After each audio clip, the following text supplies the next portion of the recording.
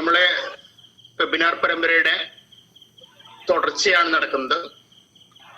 പല വിഷയങ്ങളാണ് നമ്മൾ അവതരിപ്പിച്ചുകൊണ്ടിരിക്കുന്നത്. അതിലൊന്നാണ് പൂമ്പാറ്റകളും കൃഷിയുമായിട്ടുള്ള ബന്ധം മനസ്സിലാക്കുന്നതിനുള്ള ഒരു കാരണം ചെറിയ ജീവികളാണെങ്കിലും ഏറ്റവും എനർജറ്റിക് ആയിട്ട് പലർക്കും കൗതുകം ഉണ്ടാക്കുന്ന വളരെ റെസ്റ്റ്ലെസ് ആയിട്ടുള്ള ജീവികളാണ്. അതേസമയം തന്നെ ദീർഘായുസ് അത്രയും ഇല്ലാത്തൊരു ജീവികളാണ്. പക്ഷെ അവർ ചെയ്യുന്ന സേവനം വളരെ വ്യത്യസ്തമാണ്, വളരെ മനസ്സിലാക്കേണ്ട കാര്യമാണ്. പിന്നെ കണ്ണൂര് ആറളം ഗ്രാമത്തില് ശലഭ സാഞ്ചുറി ആയിട്ട് പ്രഖ്യാപിക്കുകയുണ്ടായിരുന്നു. കോട്ടയത്ത് ചിന്നാറപ്പാറ എന്ന ഗ്രാമം ആ ഒരു ശലഭങ്ങളുടെ വൈവിധ്യങ്ങൾ കൊണ്ട് ശ്രദ്ധേയമായ സ്ഥലമാണ്.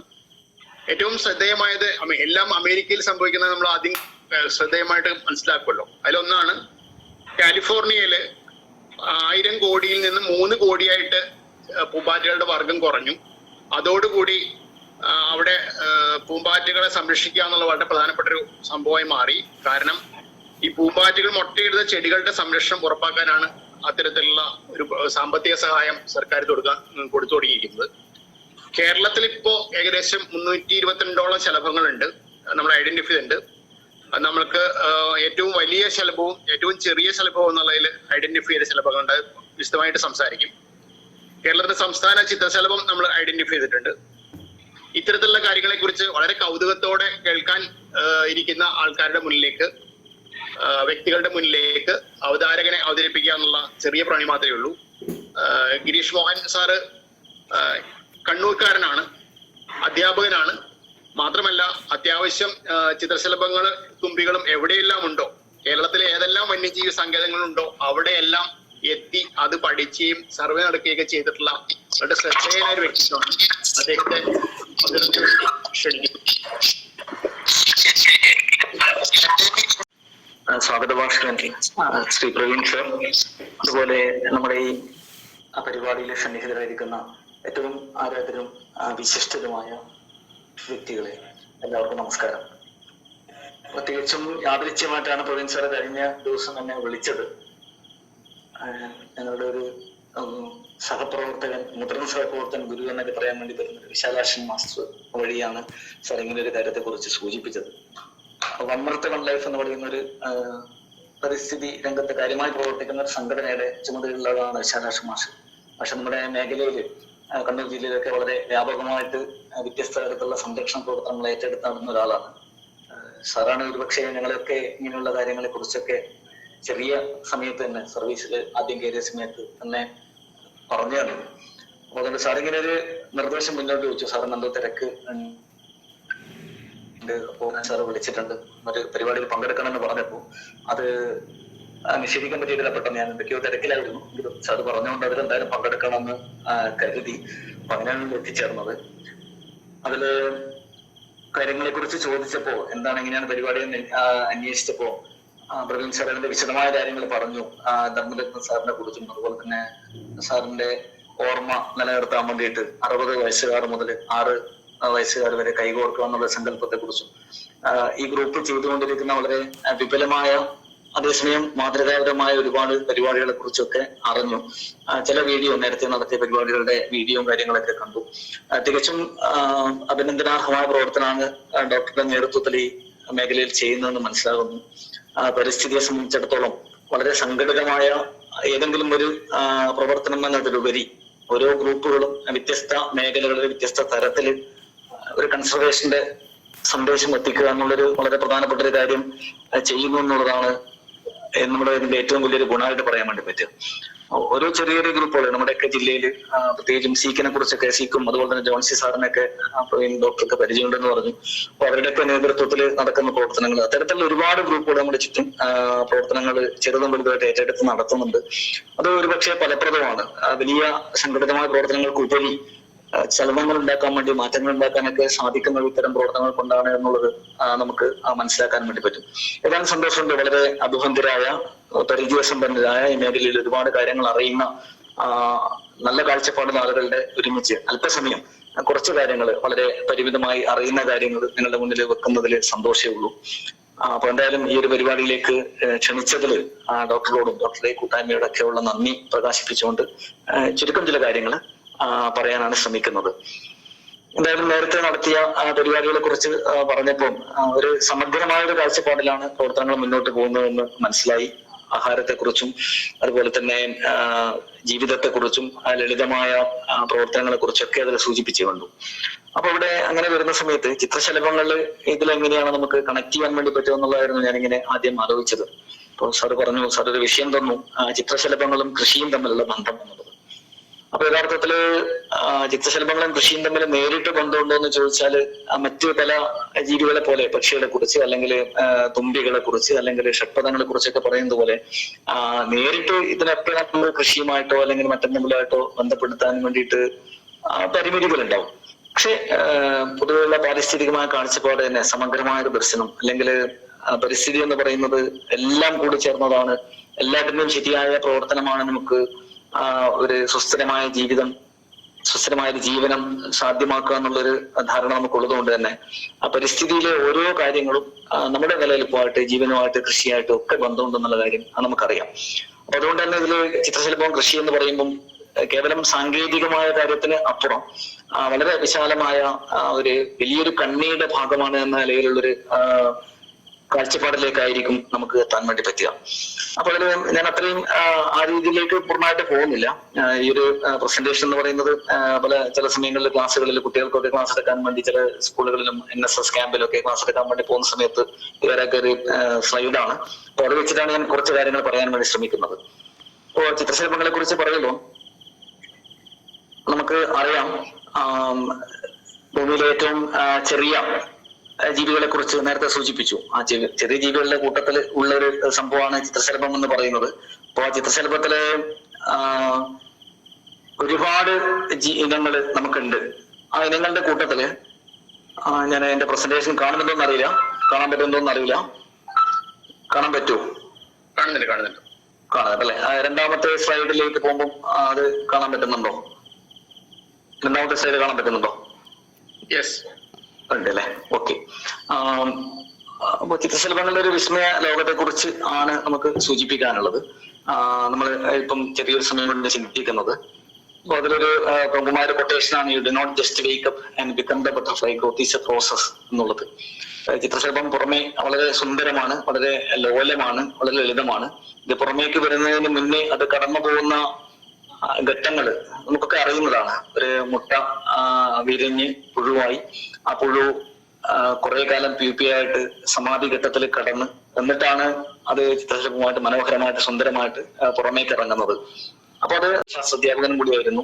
അപ്പൊ അതുകൊണ്ട് തന്നെ അത് വളരെ പ്രധാനപ്പെട്ട ജീവശാസ്ത്രത്തിലൊക്കെ അല്ലെങ്കിൽ ജീവലോകത്തെ കുറിച്ചൊക്കെ പറയുമ്പോൾ ഏറ്റവും പ്രധാനപ്പെട്ട ഒരു കാര്യമാണ്.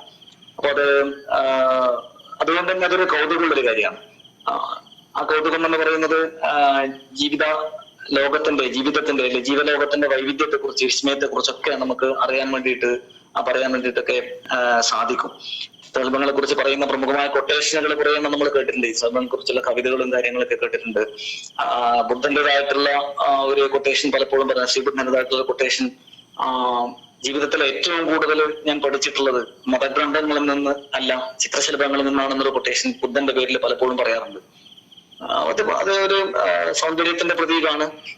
അതുപോലെ തന്നെ നമ്മുടെ മനുഷ്യന്റെ നശ്വരതയുടെ പ്രതീകമാണ്, അല്ലെ ഭൂമിയുടെ നശ്വരതയുടെ പ്രതീകമാണ്. അല്പകാലം മാത്രം ജീവിച്ച് സുന്ദരമായി പറന്ന് നടന്ന് വളരെ ലോലമായിട്ട് നമ്മുടെയൊക്കെ ഹൃദയങ്ങളെ സ്വാധീനിച്ച് വളരെ പെട്ടെന്ന് പോകുന്നു. സുന്ദരമായത് എന്തും പെട്ടെന്ന് നശിക്കുമെന്നുള്ള ഒരു പ്രതീകമായിട്ടൊക്കെ അതിൽ പറയാറുണ്ട്. അതിൽ തത്വചിന്തയുണ്ട്, അതില് അതുപോലെ തന്നെ ദർശനങ്ങളുണ്ട്, സൗന്ദര്യാത്മകതയുണ്ട്. ആ കാര്യങ്ങളൊക്കെ ചിത്രശലഭങ്ങളെ കുറിച്ച് പറയുമ്പോൾ നമ്മുടെ മുന്നിലേക്ക് എത്താറുണ്ട്.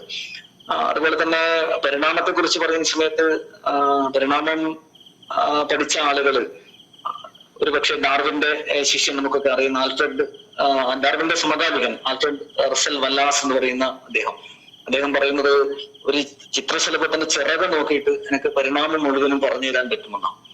പരിണാമം എന്ന വളരെ സങ്കീർണമായ ഒരു പ്രത്യേകതയാണ്, അല്ലെ സങ്കീർണമായ പ്രക്രിയയാണ്, നടന്നുകൊണ്ടിരിക്കുന്ന പ്രക്രിയയാണ്.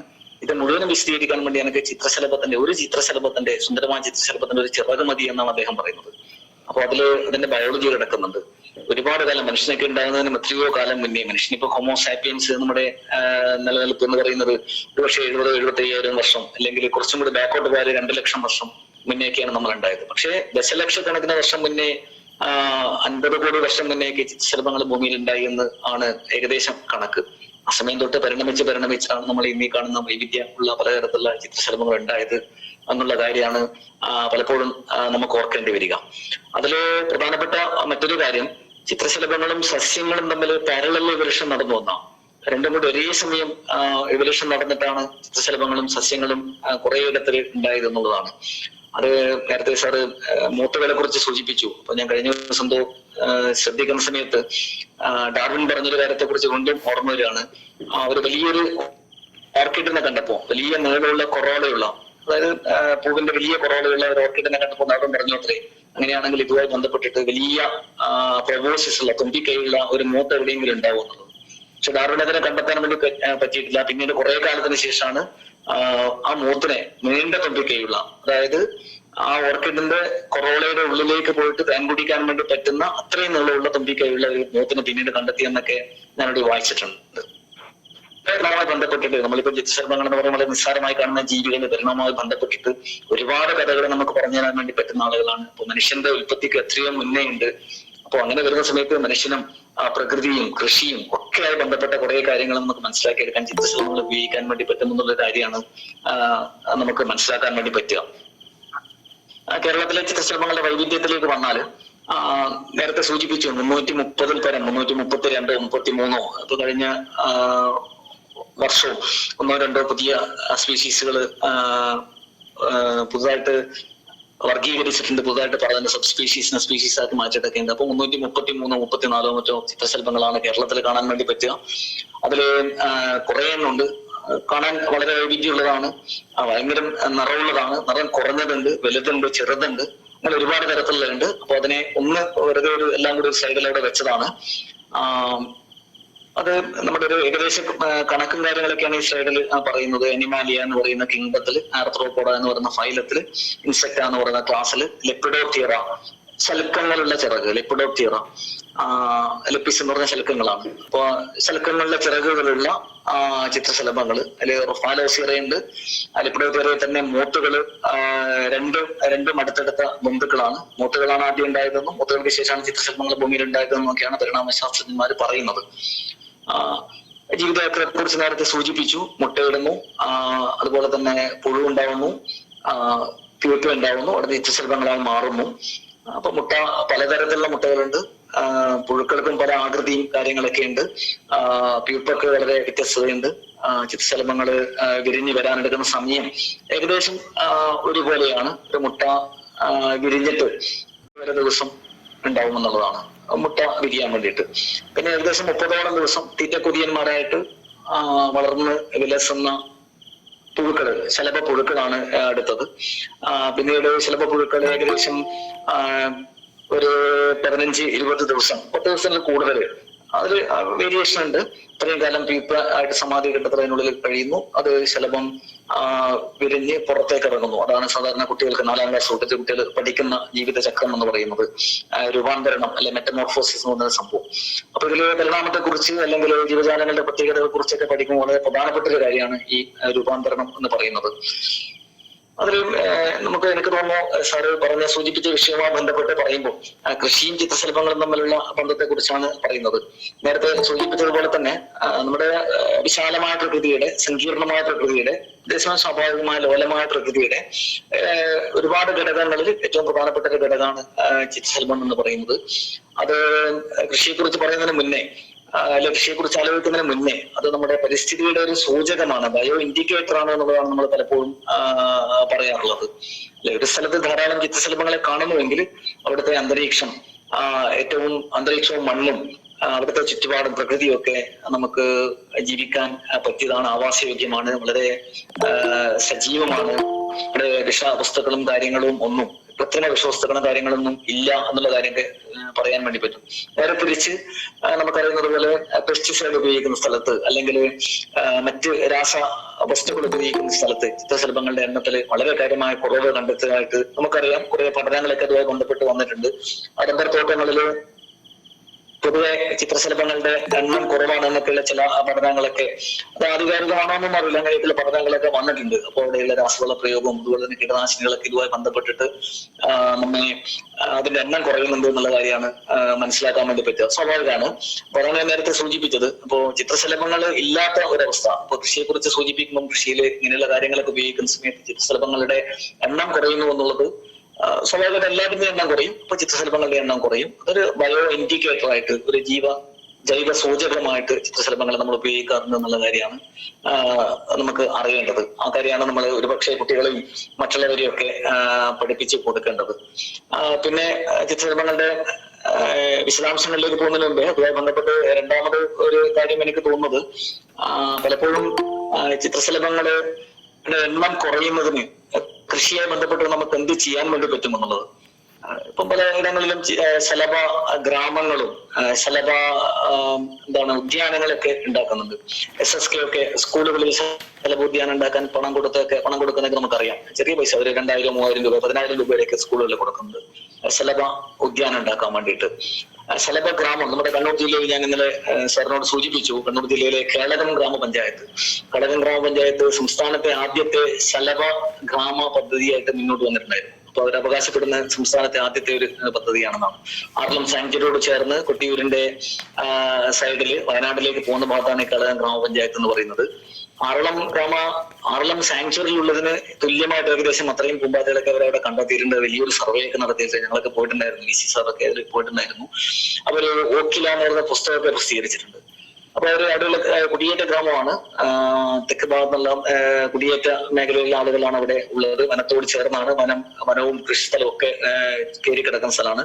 പക്ഷെ വളരെ വ്യാപകമായിട്ട് അവിടെ ശലഭങ്ങളുണ്ട്. ഇവിടുത്തെ നാട്ടുകാരും പഞ്ചായത്തും ഭരണസമിതിയൊക്കെ കൂടി ശലഭങ്ങളെ സംരക്ഷിക്കണം എന്നുള്ളൊരു കാഴ്ചപ്പാടെ മുന്നോട്ട് വന്നു. അതിന് ടൂറിസം എന്ന് പറയുന്ന ഒരു ആംഗിളും കൂടി അവരെ കൊടുക്കുന്നുണ്ട്.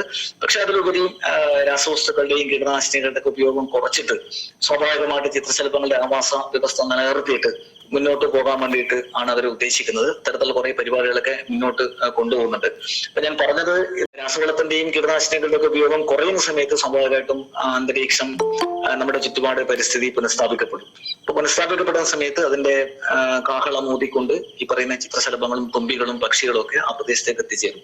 നമ്മളെ സംബന്ധിച്ചിടത്തോളം അത് ഏറ്റവും പ്രധാനപ്പെട്ട ഒരു കാര്യമാണെന്ന് എനിക്ക് തോന്നുന്നു.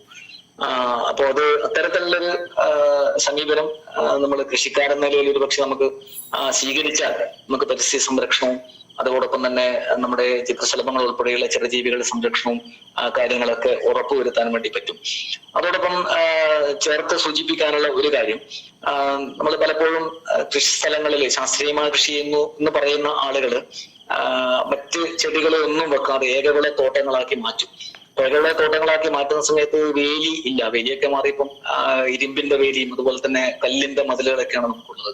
അപ്പൊ ഈ വേലി പടർപ്പിൽ കിടന്നിരുന്ന ഒരുപാട് ചെടികളും ഒരുപാട് ചെറിയ വള്ളിച്ചെടികളും നമ്മള് വന്യം അല്ലെങ്കിൽ നമ്മള് കാട് അല്ലെങ്കിൽ വീട്, വീട് എന്നൊക്കെ പറഞ്ഞ് ഒഴിവാക്കാൻ വേണ്ടി നമ്മൾ വെച്ചിരിക്കുന്ന കുറെ ചെടികൾ, ഇതൊക്കെയാണ് ഈ ഒരുപാട് ചിത്രശലഭങ്ങളുടെ ലാർവാ ഭക്ഷണ സസ്യങ്ങൾ. ആ ചെടികളുടെ സ്വാഭാവികമായിട്ടും അവിടെ ഈ ചിത്രശലഭങ്ങൾ ഉണ്ടാവും, മുട്ടയിടാൻ വരും ചിത്രശലഭങ്ങൾ ഉണ്ടാവും. അപ്പൊ അത് അവിടുത്തെ ഒരു അന്തരീക്ഷത്തിന്റെ അല്ലെങ്കിൽ നമ്മുടെ ചുറ്റുപാടിന്റെ ഒരു ആരോഗ്യത്തെ സൂചിപ്പിക്കും. പക്ഷെ പലപ്പോഴും നമ്മൾ ചെയ്യുന്നത് വേലികളൊക്കെ നമ്മൾ ഇല്ലാണ്ടാക്കി. ആ വേലികൾ എന്ന് പറയുന്നത് മതിലുകൾ കൊണ്ട് മാറ്റി. അതോടുകൂടി ഈ പറയുന്ന കളകളും പാഴ്ചെടികൾ എന്ന് പറയുന്ന കാര്യങ്ങളൊക്കെ ഇല്ലാണ്ടായി. ചിത്രശലഭങ്ങളുടെ എണ്ണത്തിൽ കാര്യമായ കുറവുണ്ടായി. അതില് കൃഷിയുടെ ഭാഗത്ത് നോക്കിയാലും, കൃഷിയെ ബന്ധപ്പെട്ട് ഒരുപാട് ആളുകൾ ഇവിടെ ഉണ്ട് എന്നറിയാം. കൃഷിയുടെ ഭാഗത്ത് നോക്കിയാലും കളകളുടെയും കീടങ്ങളുടെയും ഒക്കെ ആക്രമണം കുറക്കാൻ വേണ്ടിയിട്ട് ഏറ്റവും പ്രധാനപ്പെട്ട ഒരു കാര്യം മറ്റ് ചെടികൾ അവിടെ ഉണ്ടാവുക എന്നുള്ളതാണ്. അത് ആധുനിക കൃഷിയും പറയുന്ന കാര്യങ്ങളാണ്. മോണോകൾച്ചറിന് പകരം ഒരുപാട് ചെടികൾ ഒരുമിച്ച് ചെയ്താൽ കീടങ്ങളുടെ ആക്രമണം കുറക്കാൻ വേണ്ടി പറ്റും. സ്വാഭാവികമാണല്ലോ, പലതിനെയും ആക്രമിക്കുന്ന വ്യത്യസ്ത കീടങ്ങളാണ്. അപ്പോൾ കീടങ്ങളുടെ എണ്ണം കുറയും എന്നുള്ള കാര്യമൊക്കെ അറിയാം. അപ്പൊ അങ്ങനെ കൃഷിക്കാരെന്ന നിലയിൽ നമുക്ക് ചെയ്യാൻ വേണ്ടി പറ്റുന്ന ഒരു കാര്യം, വേലികളും ഒഴിഞ്ഞു കിടക്കുന്ന പ്രദേശങ്ങളിലുള്ള പാഴ്ചെടികളെ അവിടെ പൂക്കൾ ഉണ്ടാകുന്നിടത്തോളെങ്കിലും വളരാൻ വേണ്ടി അനുവദിക്കുക എന്നുള്ളതാണ്. അത് എത്രമാത്രം കൃഷിക്കാരെ സംബന്ധിച്ചിടത്തോളം പ്രായോഗികമാണെന്നുള്ള കാര്യം അവരാണ് തീരുമാനിക്കേണ്ടത്. അപ്പൊ അങ്ങനെ ഒരു ആംഗിളും കൂടി, അങ്ങനെ ഒരു കാര്യം കൂടി ഇതിൽ നമുക്ക് സൂചിപ്പിക്കാൻ വേണ്ടി പറ്റും. അപ്പൊ ഇവിടെ പിന്നെ അത് പറയുമ്പോൾ ഞാൻ നേരത്തെ തുടക്കത്തിൽ സൂചിപ്പിക്കണം എന്ന് വിചാരിച്ചൊരു കാര്യമാണ് ബട്ടർഫ്ലൈ എഫക്ട് എന്ന് പറയുന്ന ഒരു പ്രയോഗം. ഇപ്പൊ നാട്ടിലെല്ലാം എമ്പാടും ശാസ്ത്രജ്ഞന്മാർ ഉൾപ്പെടെ എല്ലാ സ്ഥലത്തും പ്രയോഗിച്ചിട്ടുണ്ടെന്ന ഒരു കാര്യം ബട്ടർഫ്ലൈ എഫക്ട്. ബ്രസീലിൽ ഒരു പൂമ്പാറ്റ ചിറകടിച്ചാൽ ടെക്സാസിൽ കൊടുങ്കാറ്റുണ്ടാവുമോ എന്നുള്ളൊരു ചോദ്യം. അങ്ങനെ ചോദ്യത്തോടുകൂടിയാണ് ആ ബട്ടർഫ്ലൈ എഫക്റ്റിന്റെ പ്രയോഗം നമ്മുടെ മുന്നിലേക്ക് വന്നത്. ബ്രസീലിലെ ഏതെങ്കിലും ഒരു കാട്ടില് ഒരു പൂമ്പാറ്റ ചിറകടിച്ചാൽ ടെക്സാസിൽ കൊടുങ്കാറ്റ് ഉണ്ടാവും എന്നുള്ളത്. അതായത് ഏറ്റവും ചെറിയൊരു പ്രവർത്തനം പോലും ഒരു പക്ഷെ വലിയ മാറ്റങ്ങൾക്ക് അല്ലെ വലിയ ദുരന്തങ്ങൾക്ക് കാരണമായി തീരുമെന്ന് സൂചിപ്പിക്കുന്ന പ്രയോഗമാണ് ഈ ബട്ടർഫ്ലൈ എഫക്ട് എന്ന് പറയുന്നത്. 1961 മറ്റോ ഞാൻ ആ പ്രയോഗത്തെ കുറിച്ച് നേരത്തെ ചിലയിടത്തൊക്കെ ആൾക്കാർ ചോദിച്ചപ്പോൾ അന്വേഷിച്ചിട്ടുണ്ടായിരുന്നു. 1961 മറ്റോ ഒരു എഡ്വേർഡ് ലോറൻസ് എന്ന് പറയുന്ന ഒരു കാലാവസ്ഥാ ശാസ്ത്രജ്ഞൻ, അമേരിക്കക്കാരൻ, അദ്ദേഹമാണ് ആ പ്രയോഗം അദ്ദേഹത്തെ മുന്നോട്ട് വെച്ചത് അത്രേ, ബട്ടർഫ്ലൈ എഫക്ട് എന്ന് പറയുന്നത്. അപ്പൊ അദ്ദേഹത്തിന്റെ വാക്ക് തന്നെയാണ് ഈ ബ്രസീലിലെ കാട്ടില് ഒരു പൂമ്പാറ്റ ചിറകനക്കിയാൽ ടെക്സാസിൽ കൊടുങ്കാറ്റുണ്ടാവും എന്നുള്ളത്. അദ്ദേഹം എന്റെ ഒരു കാലാവസ്ഥാ മോഡല് പരിചയിക്കുന്ന സമയത്ത് അല്ലെങ്കിൽ കമ്പ്യൂട്ടറിൽ അതിനെ കുറിച്ച് പഠിക്കുന്ന സമയത്ത് എന്തോ ഒരു ദശാംശ സ്ഥാനം ഒഴിവാക്കി എന്തോ ഒരു കാര്യം, അതായത് എന്തോ ഒരു 0.50642 എന്നുള്ള ദശാംശ സ്ഥാനം കുറേയുള്ള ഒരു സംഖ്യ അദ്ദേഹം തൽക്കാലം കണക്കുകൂട്ടാൻ വേണ്ടി എളുപ്പത്തിന് വേണ്ടിയിട്ട് 3 സ്ഥാനാക്കി മാറ്റിയത്രേ. അപ്പൊ 3 സ്ഥാനാക്കി മാറ്റിയിട്ട് കാലാവസ്ഥ പ്രവചനം നടത്തിയപ്പോ വലിയ മാറ്റങ്ങൾ ഉണ്ടായി എന്ന് ആണ് അദ്ദേഹം പറയുന്നത്. അതിൽ നിന്നാണ് അദ്ദേഹം ആ പ്രയോഗത്തിലേക്ക് വന്നത്. അതായത് ബ്രസീലിലെ ആ കാട്ടില് ഒരു പൂമ്പാറ്റ ചിറകടിച്ചു കഴിഞ്ഞാൽ എങ്ങനെയാണ് ടെക്സാസിൽ കൊടുങ്കാറ്റുണ്ടാകുന്നത് എന്നുള്ളത്. അത് നെഗറ്റീവായിട്ടും പോസിറ്റീവായിട്ടൊക്കെ നമുക്ക് എടുക്കാം. പലരും ആധികാരികമായിട്ട് ഇപ്പം പ്രസംഗത്തിലും എഴുത്തിലൊക്കെ ആ ഒരു പ്രയോഗം പലപ്പോഴും കണ്ടിട്ടുണ്ട്. അത് വളരെ നല്ല രീതിയിൽ ഉപയോഗിക്കുന്ന ആളുകളുണ്ട്. അപ്പൊ അത്രയേ ഉള്ളൂ. ചെറിയൊരു പ്രവർത്തനം പോലും അത് പോസിറ്റീവായിട്ട് എടുക്കുന്ന സമയത്ത് നമ്മുടെ ചെറിയൊരു പ്രവർത്തനം പോലും പാരിസ്ഥിതിക സംരക്ഷണവുമായി ബന്ധപ്പെട്ട് ചെറിയൊരു പ്രവർത്തനം പോലും വലിയ അലകളായി മാറി വലിയ മാറ്റങ്ങൾ ഉണ്ടാക്കുമെന്ന് സൂചിപ്പിക്കാൻ വേണ്ടി അത് ഉപയോഗിക്കാം. ഒരുപക്ഷെ നിങ്ങളുടെ ഈ ഗ്രൂപ്പും ചെയ്യുന്ന ചെറിയൊരു പ്രവർത്തനം ഒരുപക്ഷെ ഈ ഒരു ബട്ടർഫ്ലൈ എഫക്ട് എന്ന നിലയിൽ ഒരുപാട് ആളുകളിലേക്ക് എത്തുന്നു. ആളുകൾ പങ്കെടുക്കുന്നതിലുപരി റെക്കോർഡ് ചെയ്ത കാര്യങ്ങളും ഒക്കെ പുറമേക്ക് എത്തുന്ന സമയത്ത് ഒരുപക്ഷെ നമ്മുടെ മുന്നിൽ കാണുന്ന ഈ ബട്ടർഫ്ലൈ എഫക്ട് തന്നെയായിരിക്കും. അപ്പൊ അത് അങ്ങനെ ഒരു പ്രയോഗത്തെ കുറിച്ച് കൂടി ഞാനിങ്ങനെ ഓർമ്മിക്കുകയാണ്. അത് ഇതുമായി ബന്ധപ്പെട്ടൊരു കാര്യമായതുകൊണ്ട്. പിന്നെ പൊതുവായിട്ട് പറയാനുള്ള മൂന്നാമത്തെ കാര്യം എന്ന് പറയുന്നത് ബട്ടർഫ്ലൈ കൃഷിക്ക് വിരുദ്ധമായിട്ട് അല്ലെങ്കിൽ കൃഷിയുടെ പരാതങ്ങളായിട്ട് അല്ലെ കൃഷിയെ നശിപ്പിക്കുന്ന തരത്തിലുള്ള ബട്ടർഫ്ലൈകളുണ്ടോ പൂമ്പാറ്റകളുണ്ടോ എന്നുള്ള ചോദ്യമാണ് പലപ്പോഴും ഉണ്ടാകാറുള്ളത്. അപ്പൊ അങ്ങനെ ലാർവ ഭക്ഷണ സസ്യങ്ങൾ ഇപ്പൊ പൂമ്പാറ്റയെ സംബന്ധിച്ചിടത്തോളം ഏറ്റവും കൂടുതൽ ആഹാരം കഴിക്കുന്നത് പൂമ്പാറ്റയല്ല.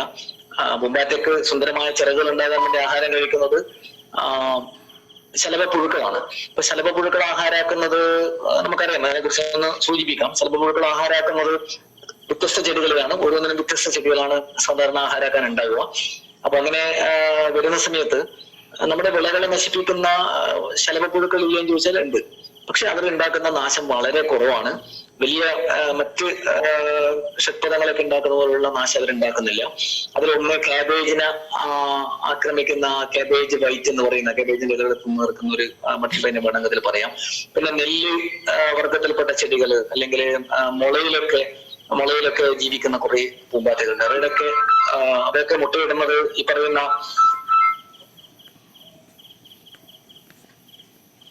നെല്ല് വർഗത്തിൽ നെല്ലിലും അതുപോലെ തന്നെ പുല്ലിലൊക്കെ മുട്ടയിടുന്ന കുറെ ആളുകളുണ്ട്. അതൊക്കെ ഉണ്ടാക്കുന്ന നാശം വളരെ തുലവും കുറവാണ്.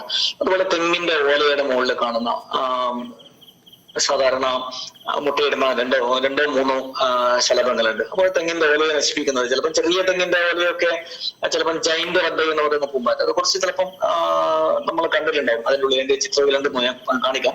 അത് ഒരു പക്ഷേ കൂടുതൽ ലേഖത്ത് നശിപ്പിക്കുന്നുണ്ടാവും. പിന്നെ ഒരു പട്ടാണി നിലി എന്ന് പറയുന്ന പീബ്ലൂ എന്ന് പറയുന്ന ഒരു പൂമ്പാറ്റ. പീബ്ലൂ എന്ന് പറയുന്ന പൂമ്പാറ്റ പയറുവർഗ ചെടികളൊക്കെ മുട്ടയിടുക. അതിപ്പോ നമ്മൾ നാടൻ പയറൊക്കെ കൃഷി ചെയ്താൽ അതിൽ മുട്ടയിട്ട് ചിലപ്പം ഒരു പക്ഷേ അതിന്റെ അത്യാവശ്യം അതിന്റെ ചെടിയൊരു നാശം ഉണ്ടാക്കുന്നുണ്ടോ എന്ന് പറഞ്ഞാൽ നമ്മൾ ഉണ്ടാക്കുന്ന മറ്റു ജീവികൾ ഉണ്ടാക്കുന്ന നാശത്തെക്കുറിച്ച് ആലോചിക്കുന്ന സമയത്ത് നാശവുമായി താരതമ്യം ചെയ്യുന്ന സമയത്ത് വളരെ കുറഞ്ഞ തരത്തിലുള്ള നാശം മാത്രമേ ഈ ശലഭപ്പുഴുക്കൾ കൃഷിക്ക് ഉണ്ടാക്കുന്നുള്ളൂ എന്നുള്ള കാര്യമാണ് നമുക്ക് മനസ്സിലാക്കാൻ വേണ്ടി പറ്റുക. അതുകൊണ്ട് പൂമ്പാറ്റകൾ എന്ന് പറയുന്നത് ഒരിക്കലും കൃഷിക്കാരന്റെ ശത്രുവല്ല. കൃഷിക്കാരന് ഒരു തരത്തിലും ദോഷം ഉണ്ടാക്കുന്ന ഒരു പൂമ്പാറ്റയെയും കണ്ടെത്താൻ വേണ്ടിയിട്ട് അല്ലെങ്കിൽ അങ്ങനെയുള്ള പൂമ്പാറ്റ നമുക്ക് നിലനിൽപ്പില്ല എന്ന് തന്നെ പറയാം.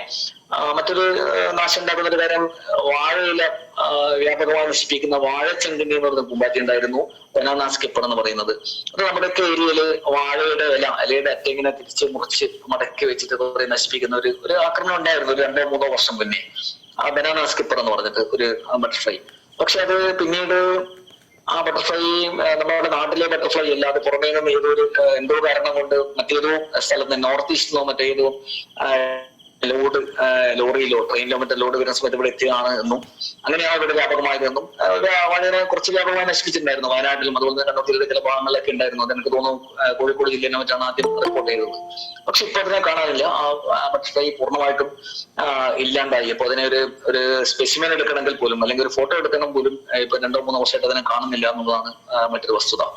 അപ്പൊ അങ്ങനെ വളരെ കുറഞ്ഞ എണ്ണം മാത്രമേ ഉള്ളൂ. പിന്നെ പൂമ്പാറ്റ, നാരകവർഗത്തിൽ മുട്ടയിടുന്ന നാരകക്കാളി പോലെയുള്ള കറിവേപ്പിലയിൽ മുട്ടയിടുന്ന നാരകക്കാളി, അത് കറിവേപ്പിലേനെ ചെറിയ രീതിയിൽ നശിപ്പിക്കും.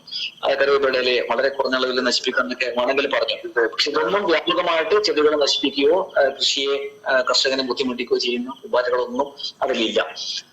അതാണ് നമ്മൾ മനസ്സിലാക്കേണ്ട ഒരു കാര്യം. ഇനി അതിൽ അങ്ങനെ വരുന്ന സമയത്ത് മറ്റൊരു പ്രധാനപ്പെട്ട ചോദ്യം, അല്ലെ, അതില്ലാത്ത കാര്യം പറഞ്ഞത്, ഏറ്റവും പ്രധാനപ്പെട്ട എന്താണ് ഇവർ ചെയ്യുന്ന സേവനം എന്ന് ചോദിച്ചാൽ, സേവനം എന്ന് പറയുന്നത് വളരെ വിപുലമാണ്. പരാഗണം എന്ന് പറയുന്ന പ്രവർത്തനം നടക്കുന്നത് കൊണ്ടാണ്, പരാഗണം നടക്കുന്ന സമയത്താണ് നമുക്ക് ചെടികളുടെ പ്രത്യുൽപാദന കാര്യങ്ങളൊക്കെ നടക്കുന്നത്, വിളകളുടെ പ്രത്യുൽപാദന കാര്യങ്ങളൊക്കെ നടക്കുന്നത് കാര്യം നമുക്കറിയാം. കുട്ടികളോട് നമ്മൾ എപ്പോഴും പറയുന്നത് ഏറ്റവും വലിയ പോളിനേറ്റിംഗ് ഏജന്റ് അല്ലെ പരാഗകാരി എന്ന് പറയുന്നത് ഷഡ്പദങ്ങളാണ്. ആ ഷഡ്പദങ്ങളുടെ കൂട്ടത്തിൽ മോശമല്ലാത്തൊരു സ്ഥാനം ഈ പറയുന്ന ശലഭങ്ങൾക്കുണ്ട്. അപ്പൊ ശലഭങ്ങൾ ധാരാളമുള്ള പ്രദേശത്ത് പരാഗണം കൃത്യമായി നടക്കും. ശലഭങ്ങള് വളരെ ദൂരത്ത് സഞ്ചരിക്കും. അമേരിക്കയിലെ മൊണാർക്ക് ശലഭം 5000 കിലോമീറ്ററോളം സഞ്ചരിക്കും എന്നാണ് പറയുന്നത്. നമ്മുടെ നാട്ടിലെ പീബ്ലൂ ഉൾപ്പെടെയുള്ള കാര്യങ്ങള്, കടുവ ശലഭങ്ങളുണ്ട്, നീലക്കടുവ പോലെയുള്ള ശലഭങ്ങളുണ്ട്, ഇതും ഒരുപാട് ദൂരം സഞ്ചരിക്കുന്നുണ്ട്. അപ്പൊ ഇങ്ങനെ ഒരുപാട് ദൂരം സഞ്ചരിക്കുന്ന സമയത്ത് പരാഗ രേണുക്കളെ വളരെ ദൂരം എത്തുകയും അതുപോലെ തന്നെ നമ്മുടെ ജനിതക വൈവിധ്യത്തെ വർദ്ധിപ്പിക്കാനും വളരെ ആരോഗ്യമുള്ള അല്ലെങ്കിൽ വളരെ വ്യത്യസ്തതയുള്ള ജീവികൾ ഉണ്ടാക്കാനും ഒക്കെ, ചെടികൾ ഉണ്ടാക്കാനും ഒക്കെ ഈ പറയുന്ന കാര്യം സഹായിക്കുന്നത് എന്നുള്ള കാര്യം ആണ് പറയാൻ വേണ്ടി പറ്റുക. അപ്പൊ എന്തായാലും ശലഭങ്ങള് പരാഗകാരികളാണ്. അപ്പൊ പരാഗകാരികളായതുകൊണ്ട് തന്നെ അവര് വളരെ വിപുലമായിട്ട് പരാഗണം നടത്താൻ വേണ്ടി സഹായിക്കുന്നുണ്ട്. അപ്പൊ പരാഗണം നടക്കുന്നതുകൊണ്ട് ഒരുപാട് തരത്തിലുള്ള മാറ്റങ്ങൾ, പ്രകൃതിയിൽ നല്ല രീതിയിലുള്ള മാറ്റങ്ങൾ ഉണ്ടാക്കാൻ വേണ്ടി പറ്റുന്നുണ്ട് എന്നുള്ള കാര്യമാണ് നമുക്ക് മനസ്സിലാക്കാൻ വേണ്ടി പറ്റുക. അതോടൊപ്പം തന്നെ ശലഭപ്പുഴുക്കള് പക്ഷികളുടെ നല്ലൊരു ആഹാരം അല്ലെ. ഒരുപാട് ശലഭപ്പുഴുക്കള് പക്ഷികളുടെ നല്ല ആഹാരമാണ്. അപ്പൊ പക്ഷികളുടെ നല്ല ആഹാരമായിരിക്കുന്നത് കൊണ്ട് തന്നെ പക്ഷികളുടെ മറ്റു കീടങ്ങളിലേക്ക് നശിപ്പിക്കാൻ എത്താൻ വേണ്ടിയിട്ട് ശലഭപ്പുഴുക്കളുടെ വ്യാപനം കാരണമായി തീരുന്നത് എന്നുള്ള കാര്യം നമുക്ക് മനസ്സിലാക്കാൻ പറ്റും. ഒരുപാട് ശലഭപ്പുഴുക്കളുണ്ട്, ഇപ്പൊ ധാരാളം പക്ഷികളുണ്ടാവും. പക്ഷികളുണ്ടാവുമ്പോൾ വിളകളെ നശിപ്പിക്കുന്ന മറ്റു കീടങ്ങളെയും മറ്റു ചെറിയ പ്രാണികളെയൊക്കെ പക്ഷികൾ തിന്നു തീർക്കുന്നു എന്നുള്ള. അപ്പൊ പരസ്പരം നമുക്ക് നേരത്തെ സൂചിപ്പിച്ച പോലെ പരസ്പരം അങ്ങോട്ടും ഇങ്ങോട്ടും നല്ല തരത്തിലുള്ള ഒരു ബന്ധമുള്ള അല്ലെ, പരസ്പരം അങ്ങോട്ടും ഇങ്ങോട്ടും ബന്ധപ്പെട്ടിരിക്കുന്ന നെറ്റ്വർക്കിലെ ഏറ്റവും പ്രധാനപ്പെട്ട ഒരു കണ്ണി കൂടിയാണ് ചിത്രശലഭങ്ങൾ എന്നുള്ള കാര്യമാണ് പറയാനുള്ളത്. ഇനി നമുക്ക് സമയം പരിമിതാണെന്ന് അറിയാം, എങ്കിൽ ഈ സൈഡിലേക്ക് കൂടി നമുക്ക് പെട്ടെന്ന് ഓടിച്ചു പോവാം. ഒരുപക്ഷെ നിങ്ങൾ ചില ആളുകൾ ഇതിനെക്കാട്ടി കാര്യങ്ങൾ അറിയുന്ന ആളായിരിക്കും ഈ ശലഭങ്ങളെ കുറിച്ചിട്ടുള്ളതൊക്കെ. ഇത് ഗരുഡ ശലഭത്തിന്റെ ചിത്രമാണ്. കാണാൻ പറ്റുന്നുണ്ടല്ലോ? കാണാൻ പറ്റുമോ? സോറി, കാണുന്നുണ്ടോ? കാണുന്നുണ്ടല്ലേ? അപ്പൊ ഗരുഡ ശലഭം എന്ന് പറയുന്നത് നേരത്തെ ഇന്ത്യയിലെ ഏറ്റവും വലിയ ശലഭമായിട്ടായിരുന്നു പറഞ്ഞിരുന്നത് സദേൺ ബേർഡ് വിങ്. പക്ഷെ ഇപ്പം ഗോൾഡൻ ബേർഡ് വിങ് എന്ന് പറയുന്ന മറ്റൊരു ബട്ടർഫ്ലൈ, നോർത്ത് ഈസ്റ്റിലുള്ള ബട്ടർഫ്ലൈക്ക് ഇതിനേക്കാളും ചിറകിന് വലിപ്പം കൂടുതലുണ്ട് എന്ന് പറഞ്ഞ് അതാണ് ഏറ്റവും വലുതെന്നാണ് ഇപ്പം ഈ രംഗത്തെ വിദഗ്ധര് പറയുന്നത്. ഗരുഡ ശലഭം അതുപോലെ തന്നെ തൊട്ടടുത്ത സ്ലൈഡിൽ കാണുന്ന 2 ശലഭങ്ങൾ, ഒന്ന് നാട്ടു റോസ് ആണ്, മറ്റേ ചക്കര പൂമ്പാറ്റയാണ്. ക്രിംസൺ റോസും അതുപോലെ തന്നെ കോമൺ റോസുമാണ്.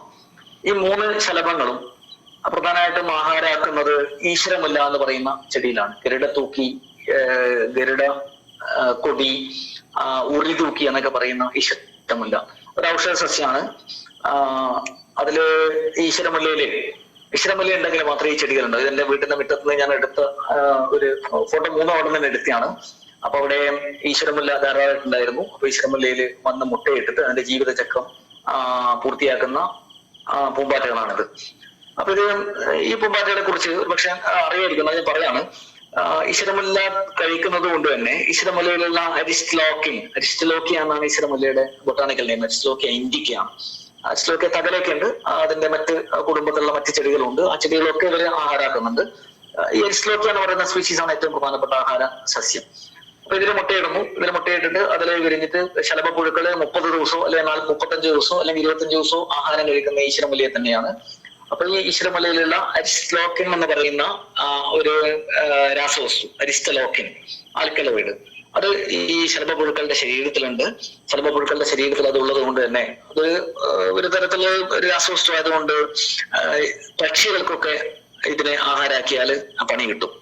അതൊരു വിഷവസ്തുവായിട്ടാണ് പ്രവർത്തിക്കുക. അപ്പൊ പക്ഷികൾ പൊതുവെ ഇതിന്റെ ഈ പറയുന്ന ഇതിന്റെ ലാർവകളെ ഒഴിവാക്കും. ലാർവകളെ മാത്രമല്ല, അതിന്റെ ശലഭങ്ങൾക്കും പക്ഷികളിൽ നിന്ന് മാറി നടക്കാനുള്ള കഴിവുണ്ട്. പക്ഷികൾ ഈ പറയുന്ന 3 ചിത്രശലഭങ്ങളെയും സാധാരണഗതിയിൽ ഒഴിവാക്കാണ് പതിവ്. അബദ്ധവശാൽ അതിനെ കഴിച്ചിട്ടുണ്ടെങ്കിൽ, അബദ്ധവശാലിനെ തിന്നിട്ടുണ്ടെങ്കിൽ പക്ഷികൾക്ക് അതുമായി ബന്ധപ്പെട്ട മറ്റ് പ്രശ്നങ്ങൾ, ഒരുപക്ഷെ കൂടുതൽ തിന്നാല് പക്ഷികൾ ചത്തുപോകും എന്നൊക്കെയാണ് പറയുന്നത്. തെളിവുണ്ടൊന്നും അറിയില്ല. അപ്പോ പക്ഷികൾ ഇതിൽ നിന്ന് രക്ഷപ്പെട്ടു പോകുന്നുണ്ട്. അവിടെ നമ്മൾ ഓർമ്മിക്കാനുള്ള പ്രകൃതിയുടെ വൈവിധ്യത്തെ കുറിച്ച് അല്ലെ വൈചിത്രത്തെ കുറിച്ച് പറയുമ്പോൾ നമുക്ക് ഓർമ്മിക്കാനുള്ള മറ്റൊരു കാര്യമാണ്, ഈ ചിത്രശലഭങ്ങള് തിന്നാല് അപകടമാണ് അല്ലെ അപകടകാരിയാണ് എന്നുള്ളത് മറ്റ് ജീവികൾക്ക്, അതിനെ ഇരയാക്കാൻ വേണ്ടി നടക്കുന്ന ജീവികൾക്ക് മുന്നറിയിപ്പ് കൊടുത്തിട്ടുണ്ട്. എങ്ങനെയാണത്? ഇതിന്റെ ശരീരം റെഡ് ബോഡിഡ് സ്വലോട്ടൈൽസ് എന്നാണ് ഇതിന് പറയുന്നത്. ചുവപ്പ് കളറുണ്ട്. നമുക്കറിയാം ചുവപ്പ് നിറം തരംഗദൈർഘ്യം കൂടുതലുള്ള നിറമാണ്. അത് ദൂരെ നിന്ന് കാണാൻ വേണ്ടി പറ്റും. അത് അപകടത്തെ സൂചിപ്പിക്കുന്നുണ്ട്. അതുകൊണ്ട് തന്നെ പക്ഷികൾ ഇതിന്റെ ചുവപ്പ് നിറം നേരത്തെ തന്നെ തിരിച്ചറിഞ്ഞിട്ട് ഇതിനെ ആഹാരാക്കാതെ പോകുന്നു എന്നുള്ളതാണ് അതിന്റെ ഒരു പ്രത്യേകത.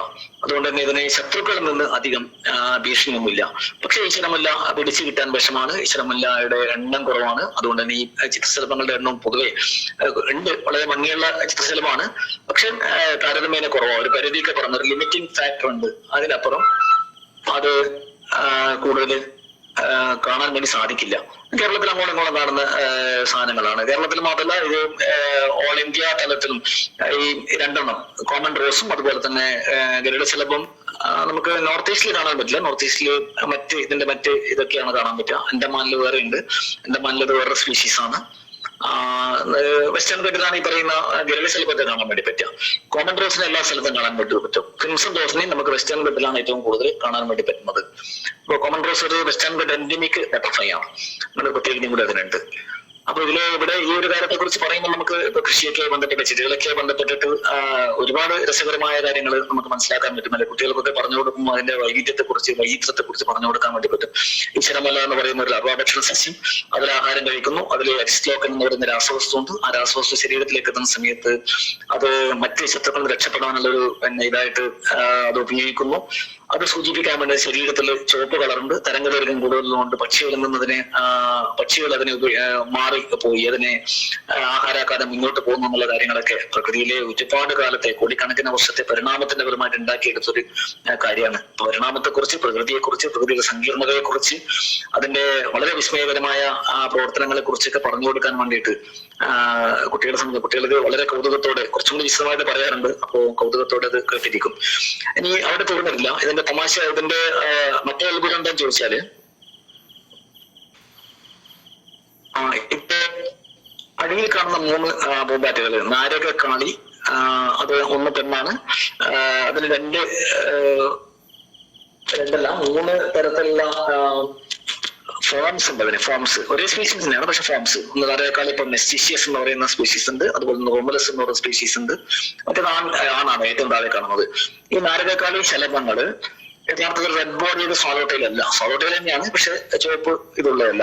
അത് പലപ്പോഴും ആഹാരാക്കുന്ന നാരകവർഗത്തിൽപ്പെട്ട ചെടികളെയാണ്. നാരകം, കറിവേപ്പില, നാരകത്തിന്റെ ഒരുപാട് ഇനമുണ്ടല്ലോ, അതിനൊക്കെയാണ് ഇവർ ആഹാരാക്കുന്നത്. അപ്പൊ ഇതിന്റെ ആഹാരാക്കുന്നതാണ്. അപ്പൊ അതുകൊണ്ട് തന്നെ അത് വിഷമുള്ളതല്ല, പക്ഷികൾക്ക് ആഹാരാക്കാൻ വേണ്ടി പറ്റും. പക്ഷെ ഇതൊരു മിമിക്രി, ഇതൊരു അനുകരണം നടത്തുന്നുണ്ട്. അതും കോടിക്കണക്കിന് വർഷത്തെ പരിണാമത്തിന്റെ ഫലമായിരിക്കും. ഇത് അനുകരിക്കുന്നത് നാരകക്കാളിയുടെ ശിഷ്യൻ ഫോം അനുകരിക്കുന്നത് നാട്ടുറോസിനെയാണ്. എന്റെ ശലഭത്തിന്റെ ചിറക് കണ്ടാല് ദൂരെ നിന്ന് നാട്ടുറോസിനെയും ഒരുമിച്ച് നോക്കിയാല് സാധാരണ തുടക്കക്കാർക്കൊക്കെ 2 ഒന്ന് തന്നെയാണെന്ന് തോന്നുന്നത്.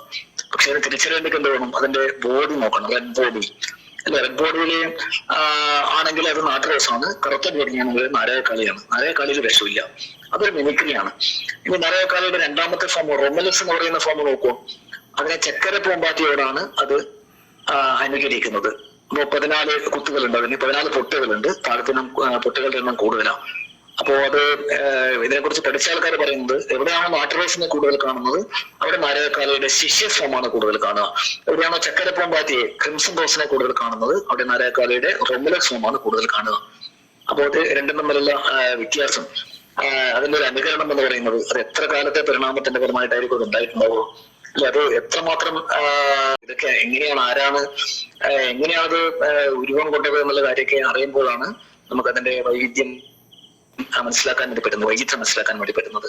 ഈ അനുകരണം എന്ന് പറയുന്നത് നാട്ടുറോസിലും ചക്കര പൂമ്പാറ്റയിലും അല്ലെങ്കിൽ നാടകക്കാലിലും മാത്രമല്ല മറ്റു കുറെ പൂമ്പാറ്റകളിലും അനുകരണം എന്ന് പറയുന്നത് അത് മറ്റൊരു വിഷയമാണ്. ഒരുപാട് കാര്യങ്ങളുണ്ട്. വിഷമുള്ള വസ്തുക്കൾ കഴിക്കുന്ന കുറെ എണ്ണത്തെ ഇവർ ആഹാരാക്കുന്നുണ്ട്. അങ്ങനെ അനുകരിച്ചിട്ട് രക്ഷപ്പെടുന്നുണ്ട്, കുപ്പായം അനുകരിച്ചിട്ട് രക്ഷപ്പെടുന്നുണ്ട്. വിശദമായിട്ട് ഒരുപാട് കാര്യങ്ങൾ അതിനെ കുറിച്ച് തന്നെ മാത്രം ഞാൻ പ്രസന്റേഷൻ തയ്യാറാക്കിയിട്ടുണ്ടായിരുന്നു. തൽക്കാലം ഞാൻ പറഞ്ഞിട്ട് അതിനെ കുറിച്ചായിട്ട് അവസാനിപ്പിക്കാം. അടുത്തത് നാടകക്കാലയുടെ കാര്യമാണ്. ഞാൻ നേരത്തെ പറഞ്ഞു കറിവേപ്പിലാണ്. വൈലോപ്പിലയുടെ ഒരു മനോഹരമായ കവിതയൊക്കെ ഉണ്ട് നാടകക്കാലയെ ബന്ധപ്പെട്ടിട്ട്. ഈ കറിവേപ്പിലയെ ബന്ധപ്പെട്ടിട്ടൊരു കവിതയൊക്കെ ഉണ്ട്, നേരത്തെ കേട്ടിട്ടുണ്ടായിരുന്നു. അത് അതായത് വൈലോപ്പിള്ളയിൽ പറയുന്നത് വരികൾ ഞാൻ ഇപ്പൊ കൃത്യമായിട്ട് ഓർമ്മിക്കുന്നില്ല. നാരകത്തിന്റെ ഇലകളൊക്കെ തിന്ന് നശിപ്പിക്കുന്ന നാരകക്കാളിയുടെ പൂമ്പാറ്റയുടെ ആ പുഴുവിനെ ഒരു വീട്ടമ്മ ശപിക്കുകയാണ്, കവി ശപിക്കുകയാണ്. അപ്പോ ശപിച്ചിട്ട് അത് ഒന്നും ചെയ്യുന്നില്ല, അതിന്റെ കൃഷി നശിപ്പിക്കുന്നു എന്നൊക്കെ പറയാണ്. പക്ഷെ അവസാനം പൂമ്പാറ്റയാണ് പുറമേക്ക് വരുന്നതെന്ന് അറിഞ്ഞപ്പോ കവി പറയാണ്, ഇതൊരു മംഗളദേവനിയാണ്, നമ്മുടെ മക്കളെ പാലിക്കാൻ വേണ്ടി വന്ന മംഗളദേവനി. പക്ഷെ നിങ്ങൾക്ക് ആർക്കും അറിയായിരിക്കും കവിത അല്ലെ. ഏവം പരാഗം പകർന്നു വേണം പൂവിന് കായികഞ്ഞ് എങ്കുലിക്കാൻ, മക്കളെ നമ്മളെ പാലിക്കുവാൻ വന്ന മംഗളദേവത ഈശലഭം എന്ന് പറഞ്ഞിട്ടാണ് കവിത അവസാനിക്കുന്നത്. അപ്പോൾ കൃഷിയെ ബന്ധപ്പെട്ടിട്ട് പരാഗണം നടക്കുന്നെങ്കിൽ ചിത്രശലഭങ്ങളും പുഴുക്കളൊക്കെ വേണം. പുഴുക്കളെ നമ്മൾ ചിത്ത പറയാൻ വേണ്ടി പാടില്ല, പുഴുക്കളെ കുറ്റപ്പെടുന്നതിന് അർത്ഥമില്ല എന്ന് പറഞ്ഞിട്ടാണ് കവിത അവസാനിപ്പിക്കുന്നത് വൈലോപ്പിള്ളിയുടെ. അത് സാന്ദർഭികമായി സൂചിപ്പിച്ചെന്നേ ഉള്ളൂ. ഇത് മറ്റൊന്ന് നിർമ്മാതലാണ്. നമ്മുടെ പുഴയുടെ തീരത്തൊക്കെയുള്ള നിർമ്മാതലം പൂത്തകാലം അറിയാം അല്ലെ, പുസ്തകം അറിയാം മാധവിക്കുട്ടിയുടെ. ഇപ്പൊ നിർമ്മാതലത്തിൽ മാത്രം മുട്ടയിടുന്ന നിർമ്മാതല ശലഭം ചോക്ലേറ്റ് ആൽബട്രോസ് ആണ്. പുഴയിലത്തൊക്കെ ഉണ്ട്. ഒരു റെയർ എന്നുള്ള സ്റ്റാറ്റസ് ആണ് ബട്ടർഫ്ലൈനെ നിരീക്ഷിക്കുന്ന ആളുകൾ കൊടുത്തിട്ടുള്ളതിന് നിർമ്മാതല ശലഭത്തെ. അത് നിർമ്മാതലം പുഴകളുടെ ഇവിടെ തന്നെ തോടിന്റെ ഈ മരുവികളുടെ ഒക്കെ സൈഡിലാണ് കാണുന്നത്. ആറിലത്തൊക്കെ ഇഷ്ടം പോലെ ഉണ്ട്, നമ്മുടെ നാട്ടിലൊക്കെ ഇഷ്ടം പോലെ ഉണ്ട്. നമുക്ക് വെച്ച് പിടിപ്പിക്കാനൊക്കെ പറ്റും. നിർമ്മാതലത്തിന് മാധവിക്കുട്ടിയെ ബന്ധപ്പെട്ടിട്ട് വളരെയധികം പ്രാധാന്യമുണ്ട്. ആ ശലഭം വളരെ മനോഹരമായ ശലഭമാണ്. അതിന്റെ ആൺ ശലഭമാണത്, പെൺശലഭം ചെറിയ വ്യത്യാസമുണ്ട്. ഇത് നമ്മുടെ സംസ്ഥാന ശലഭമാണ് ബുദ്ധമയൂരി, ബുദ്ധ പീക്കോക്ക്, പാപ്പലിയ ബുദ്ധ എന്ന ശാസ്ത്രനാമം. വളരെ മനോഹരമായ ശലഭമാണ്. വെസ്റ്റേൺ ഘട്ട എൻഡമിക് ആണ്, നമ്മുടെ പശ്ചിമഘട്ടത്തിൽ മാത്രം കാണുന്നതാണ്. ഇത് പശ്ചിമഘട്ടത്തിൽ മാത്രം കാണാനുള്ള കാരണം നമുക്കറിയാം. വലതുവശത്ത് കാണുന്ന മുള്ളിലം എന്ന് പറയുന്ന ചെടി, ഒരു പക്ഷെ ആ ഭാഗത്തൊക്കെ എന്താ പറയുന്നത് എനിക്കറിയില്ല. ആ മുള്ളിലം എന്ന് പറയുന്ന ചെടിയിൽ മാത്രമേ ഇത് മുട്ടയിടുന്നുള്ളൂ. ഈ മുള്ളിലത്തിൽ മാത്രം മുട്ടയിടുന്ന ഇത് പശ്ചിമഘട്ടത്തിന്റെ ഗോവ തൊട്ടിട്ട് ഏകദേശം പാലക്കാട് വരെയുള്ള പ്രദേശത്താണ് ഈ ചെടി ഏറ്റവും കൂടുതൽ കാണുന്നത്. അപ്പൊ അതുകൊണ്ട് തന്നെ ഈ പ്രദേശത്താണ് ഈ ബട്ടർഫ്ലൈയും ഏറ്റവും കൂടുതൽ കാണുന്നത്. ഇതിന്റെ മറ്റൊരു ലാഭ ഭക്ഷണ സസ്യം കാര്യമായിട്ട് വേറെ ഒന്നും കണ്ടെത്തിയിട്ടില്ല. ഇതൊരു കാട്ടിലുള്ള ഒരു ചെടി ഉണ്ടെന്ന് പറയുന്നുണ്ട്, പക്ഷെ ഇതിനെ നമുക്ക് കാര്യമായിട്ട് കണ്ടെത്താൻ വേണ്ടി പറ്റിയിട്ടില്ല. അപ്പൊ അത് തെക്കൻ കേരളത്തില് എറണാകുളത്തിൽ അപ്പുറം ചെടി കുറവായതുകൊണ്ട് തന്നെ ബട്ടർഫ്ലൈയുടെ എണ്ണം കുറവാണ്. പക്ഷെ തീരെ ഇല്ല എന്നല്ല, ചില പ്രദേശങ്ങളിൽ തിരുവനന്തപുരത്ത് അഗസ്ത്യകൂട്ടത്തിലൊക്കെ ഈ പറയുന്ന ബുദ്ധമയൂരിനെ കണ്ടെത്തിയിട്ടുണ്ട്. വളരെ സുന്ദരം ശലഭമാണ്. ചിത്രത്തിൽ കാണുന്നത് പോലെയൊന്നുമല്ല. അത് സൂര്യപ്രകാശം ഏൽക്കുന്ന സമയത്ത് അതിന്റെ നീല ഷെയ്ഡ് വളരെ വ്യത്യസ്തമായിരിക്കും. വളരെ തിളങ്ങുന്ന നീലയിൽ പറന്നു നടക്കുന്നതാണ്, വളരെ മനോഹരമാണ്. എന്തായാലും സംസ്ഥാന ചിത്രശില്പമായിരിക്കാൻ വേണ്ടി ഏറ്റവും യോജിച്ചൊരു പൂമ്പാറ്റ തന്നെയാണെന്ന് വേണമെങ്കിൽ പറയാം. പാപ്പിലിയോ ബുദ്ധ എന്നാണ് അതിന്റെ ശാസ്ത്രനാമം.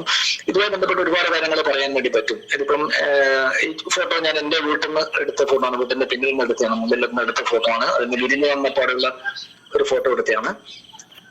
അപ്പൊ അതില് ഇതിന് ഒരുപാട് പ്രത്യേകത എന്താണെന്ന് ചോദിച്ചാൽ, ഇത് മുട്ടയിടുന്നത് ഒരു 10 മീറ്റർ ഉയരത്തിലാണ്. ആ 10 മീറ്റർ ഉയരത്തിൽ മാത്രമേ ഇത് മുട്ടയിടും. അതുകൊണ്ട് തന്നെ ഇതിന്റെ ലൈഫ് സൈക്കിള്, ഇതിന്റെ മുട്ടയോ ഇതിന്റെ പുഴുവിനെയൊക്കെ കണ്ടാലുകൾ വളരെ കുറവാണ്.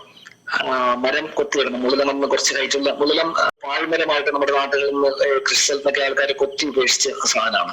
പക്ഷെ ഏറ്റവും പ്രധാനപ്പെട്ട പൂമ്പാറ്റ നിലനിർത്തുന്ന ഒരു സാധനം കൂടിയാണിത്. അതിരുകളിലോ വീടിന്റെ പറമ്പിന്റെ അതിരുകളിലോ റോഡ് സൈഡിലൊക്കെ അത് ഉണ്ടെങ്കിൽ നമ്മുടെ അടുക്ക ഒരുപാട് ചെങ്കൽ പ്രദേശമുണ്ട്. ചെങ്കൽ പ്രദേശങ്ങളിലൊക്കെ ചെങ്കൽ പണയുടെ ഒക്കെ ഇടയ്ക്ക് മരമുണ്ട്. അപ്പൊ അതുകൊണ്ട് നമുക്ക് ഇഷ്ടംപോലെ ബട്ടർഫ്ലൈ ഇതിനെ കാണാൻ വേണ്ടി പറ്റുന്നുണ്ട്. സാധാരണ മഴ അവസാനിച്ച ഉടനെയാണ്, ജൂൺ ജൂലൈ മാസത്തൊക്കെയാണ് ഇത് വ്യാപകമായിട്ട് വരിക. ഒരു ജനുവരി വരെയൊക്കെ ഉണ്ടാവും. ജനുവരി കഴിഞ്ഞാൽ ചൂട് കൂടിയാൽ പിന്നെ ഉൾക്കാട്ടിലൊക്കെ എന്ന് കണ്ടിട്ടുള്ളൂ. നമ്മുടെ നാട്ടുപ്രദേശത്ത് കാണുന്നില്ല. ഈ 12 മീറ്റർ ഉയരത്തിൽ മുട്ടയിടുന്ന മുള്ളിലത്തിന്റെ മുകളിൽ അവിടെ മാത്രമേ ഇതിന്റെ കാറ്റർപില്ലറിനെ കാണൂ, അല്ലാതെ അവിടെ മാത്രമേ മുട്ടയിടുന്ന കാര്യം പറഞ്ഞു. ഇതേ മുള്ളിലും മറ്റ് ഒരു മയൂരിയും കൂടെ നമുക്കുണ്ട്, ചുറ്റി മയൂരി എന്ന് പറയുന്ന മയൂരിയും കൂടെ നമ്മുടെ നാട്ടിലൊക്കെ ഉണ്ട്. ഈ ചുറ്റി മയൂരി മുട്ടയിടുന്നത് ഇതിന് താഴെയാണ്. രണ്ടിന്റെ കാറ്റർപില്ലർക്ക് ഏകദേശം ഒരേപോലെ. കാറ്റർപില്ലർ ചിത്രം ഇവിടെ ഉണ്ടെന്ന് തോന്നുന്നു. ഇല്ല, രണ്ടിനും മുട്ട ഏകദേശം ഒരേപോലെയാണ്. പക്ഷെ കൃത്യമായിട്ട് മുട്ടയിട്ട സ്ഥലം ഏകദേശം നോക്കിയിട്ട് കൃത്യമായിട്ട് നമുക്ക് പറയാൻ പറ്റും ഏത് ബട്ടർഫ്ലൈ ആണെന്ന് കാറ്റർപില്ലർ നോക്കിയിട്ട് പറയാൻ വേണ്ടി പറ്റും. അപ്പോ നോക്കുക, അതും പരിണാമത്തിന്റെ മറ്റൊരു അത്ഭുതമാണ്. ഈ അപൂർവ പൂമ്പാറ്റ 12 മീറ്റർ ഉയരത്തിൽ മാത്രം ചെടിയുണ്ടെങ്കിൽ, എത്ര ചെടിയുണ്ടെങ്കിൽ 12 മീറ്റർ ഉയരത്തിലുള്ള ഇലകളിൽ മാത്രമേ അത് മുട്ടയിടും. അതിന് താഴെ മുട്ടയിടുന്ന വേറെ ചില ആളുകളാണ്. അപ്പൊ അതൊക്കെ എത്ര കാലത്തെ പരിണാമത്തിന് ശേഷം ഉണ്ടായിരുന്നു എന്നുള്ള കാര്യം ഒന്ന് ആലോചിക്കുക. ഇപ്പോൾ കൃഷിക്കാരെ സംബന്ധിച്ചിടത്തോളം അല്ലെങ്കിൽ കൃഷിയെ സംബന്ധിച്ചിടത്തോളം നമ്മൾ ആലോചിക്കേണ്ടത് ഇങ്ങനെ പാഴ്ചെടികൾ, പാഴ്മരങ്ങൾ എന്ന് പറഞ്ഞ് നമ്മൾ ഒഴിവാക്കുന്ന കുറെ കാര്യങ്ങൾ ഇത്തരം ചിത്രശലഭങ്ങളുടെ നിലനിൽപ്പിന് വേണ്ടിയിട്ട് ഏറ്റവും പ്രധാനമായിട്ട് വേണ്ടൊരു കാര്യമായിരുന്നു. അത് നമ്മൾ ഒഴിവാക്കുകയാണ് എന്നുള്ള കാര്യമാണ്. അപ്പൊ ഇതിനൊക്കെ നമുക്ക് പാഴ്പ്രദേശങ്ങളിൽ അല്ലെങ്കിൽ അതിർത്തികളെയൊക്കെ സംരക്ഷിക്കാൻ വേണ്ടി പറ്റിയാൽ ഒരുപക്ഷെ നമ്മുടെ സംസ്ഥാന ചിത്രശലഭത്തെയും കൂടി നമുക്ക് സംരക്ഷിക്കാൻ പറ്റും. ഇത് ഷെഡ്യൂളിൽ വരുന്ന ഒരു ചിത്രശലഭം കൂടിയാണ്. ഇതിനെ നമ്മൾ ഉപദ്രവിച്ചാലും നമുക്കെതിരെ കേസൊക്കെ എടുക്കാൻ പറ്റും ഈ സംരക്ഷണ നിയമപ്രകാരം. അത് മറ്റൊരു കാര്യമാണ്, അല്ല മറ്റൊരു വിചിത്രമായ കാര്യമാണ്. പക്ഷെ അതിനെ നിലനിർത്താൻ വേണ്ട മൂല്യം നമുക്കില്ല. അത് മുഴുവനായിട്ട് പാഴ്മരം, ഒരു ഉപയോഗമില്ലാത്ത മരം എന്ന് പറഞ്ഞാൽ നമ്മുടെ കൃഷിക്കാരും നമ്മുടെ നാട്ടുകാരും നമ്മുടെ ആളുകളൊക്കെ കൂടി നശിപ്പിച്ച് കളഞ്ഞുകൊണ്ടിരിക്കുന്നു എന്നുള്ളതാണ് ഇതിന്റെ ഒരു പ്രശ്നം. ഓക്കെ, ഞാൻ കുറച്ച് സ്പീഡിലാക്കാം. സാർ എത്ര സമയം കൂടി പറ്റും ഇനി? ഇല്ല, കുഴപ്പമില്ല. നമുക്ക് 1 മണിക്കൂറൊക്കെയാണ് മൊത്തം ഉദ്ദേശിച്ചത് നമ്മള്. ആയിക്കോട്ടെ. ഒരു 10 മിനിറ്റ് അവസാനിപ്പിക്കരുത്. വേണ്ട, അല്ലല്ല, എടുത്തോളൂ, കുഴപ്പമില്ല. ഇത് മറ്റൊന്ന്, നമ്മുടെ നാട്ടില് ഡോക്ടർ നേരത്തെ പറഞ്ഞ ആറളം വന്യജീവി സങ്കേതത്തെ കുറിച്ച് പറഞ്ഞു. കേരളത്തിൽ ആദ്യമായിട്ട്, ഒരുപക്ഷെ ഇന്ത്യയിൽ തന്നെ ആദ്യമായിട്ട് ഒരു വന്യജീവി സങ്കേതം ചിത്രശലഭ സങ്കേതമായിട്ട്, ബട്ടർഫ്ലൈ സാങ്ച്വറി ആയിട്ട് പ്രഖ്യാപിച്ചിട്ടുണ്ട്. അത് ഇവിടെയുള്ള ഈ പറയുന്ന നേരത്തെ ഞാൻ സൂചിപ്പിച്ച വിസിയും അതുപോലെ തന്നെ ശലാഷമാഷും പിന്നെ ഇവിടുത്തെ സീക്കും അങ്ങനെയുള്ള ആളുകളൊക്കെ ചേർന്നാണ് നേരത്തെ ആറളം സാങ്ച്വറി 1984 അതിന്റെ വേണ്ട പ്രവർത്തനങ്ങളൊക്കെ തുടങ്ങിയത്. അപ്പോ ആറളം സാങ്ച്വറിയിലെ ഏറ്റവും വലിയൊരു പ്രത്യേകതയായിട്ട് ആറളം സാങ്ച്വറി ബട്ടർഫ്ലൈ സാങ്ച്വറി ആയി പ്രഖ്യാപിക്കാനുള്ള ഏറ്റവും പ്രധാനപ്പെട്ട ഒരു കാരണം അവിടെ ഈ പറയുന്ന ചിത്രശലഭങ്ങൾ, ആൽബട്രോസ് ചിത്രശലഭങ്ങൾ, അത് ആയിരക്കണക്കിന്, 10,000-കണക്കിന്, ലക്ഷക്കണക്കിന് എന്നൊക്കെ പറഞ്ഞാൽ അതിശയോക്തി ഇല്ലാത്ത തരത്തില് ചിത്രശലഭങ്ങൾ പ്രത്യേക സമയത്ത് ഡിസംബർ പകുതിക്ക് തുടങ്ങി, അല്ലെ ഡിസംബർ മാസം ആദ്യം തുടങ്ങി ഏകദേശം ജനുവരി അവസാനം വരെ, ഫെബ്രുവരി പകുതി വരെയൊക്കെ അതിന്റെ അരങ്ങേറ്റം, അതിന്റെ ഒരുപാട് എണ്ണം അവിടെ പറന്നു നടക്കുന്നത് നമുക്ക് കാണാൻ വേണ്ടി പറ്റും ഈ ആൽബട്രോസ് ശലഭങ്ങള്. ഒരുപക്ഷെ ഈ 10,000-കണക്കിന്, ലക്ഷക്കണക്കിന് ചിത്രശലഭങ്ങൾ ഉണ്ടെങ്കിലും മനുഷ്യന്റെ പ്രവർത്തനത്തിന്റെ, ശാസ്ത്രത്തിന്റെ ചില പരിമിതി എന്നൊക്കെ പറയുന്നത് ഈ ആൽബട്രോസ് ശലഭങ്ങളെ കുറിച്ച് ആലോചിക്കുമ്പോഴാണ് നമുക്ക് മനസ്സിലാക്കാൻ പറ്റുക. ഇത്രയും ചിത്രശലഭങ്ങള് എവിടെ നിന്നാണ് വരുന്നത്, എവിടേക്കാണ് പോകുന്നത്, വലിയ ദേശാടനം നടക്കുന്നു. ചീങ്കണ്ണി പുഴയെടുത്ത്, വളപട്ടണം പുഴയുടെ ആറളം കൂർഗ് സൈഡിൽ നിന്ന് വരുന്ന ശാഖ, ഒരു പ്രധാനപ്പെട്ട ശാഖ, കുറെ ശാഖയുണ്ട്. ഉരുട്ടിപ്പുഴ എന്നൊക്കെ പറഞ്ഞ് ബാവലിയൊക്കെ ഉണ്ട്. അത് ചീങ്കണ്ണിപ്പുഴ എന്ന് പറയുന്ന ഒരു പുഴ ആദ്യത്തിന്റെ മുകളിൽ നിന്ന് കൂർഗ് താഴേക്ക് വരുന്നുണ്ട്. അപ്പൊ അതിന്റെ തീരത്ത് കൂടെ ഈ ഒരു സമയത്ത് പ്രത്യേകിച്ചും ജനുവരി മാസത്തില് അതിന്റെ 2 വശങ്ങളിലെ കൂടി വരിവരിയായിട്ട് ഒരു ലൈൻ പോലെ ഇങ്ങനെ രാവിലെ ഒരു സൂര്യൻ ഉദിച്ച് ഒരു ഏകദേശം ചൂടായി ഒരു 10 മണി തൊട്ടിട്ട് ഒരു 12-1 മണി വരെ താഴേക്ക് ഇങ്ങനെ ഇറങ്ങി വരുന്നതാണ്. ഇത് എവിടുന്നാണ് വരുന്നതെന്ന് ചോദിച്ചാൽ കൃത്യമായിട്ട് ഒന്നുമില്ല. പഴയ പുസ്തകങ്ങളൊക്കെ കേരളത്തിലെ ചിത്രശലഭങ്ങൾ എന്ന് പറഞ്ഞ് നേരത്തെ പറഞ്ഞ VC ബാലകൃഷ്ണൻ ഉൾപ്പെടെയുള്ള ഡോക്ടർ മുഹമ്മദ് ജാഫർ പാലോട്ട് രണ്ടാളും എഴുതിയ പുസ്തകത്തിൽ അതിനെ കുറിച്ച് പറഞ്ഞത് 2003 പുസ്തകം ഇറങ്ങിയത്, കേരളത്തിലെ ആദ്യത്തെ സമഗ്രമായ പുസ്തകം.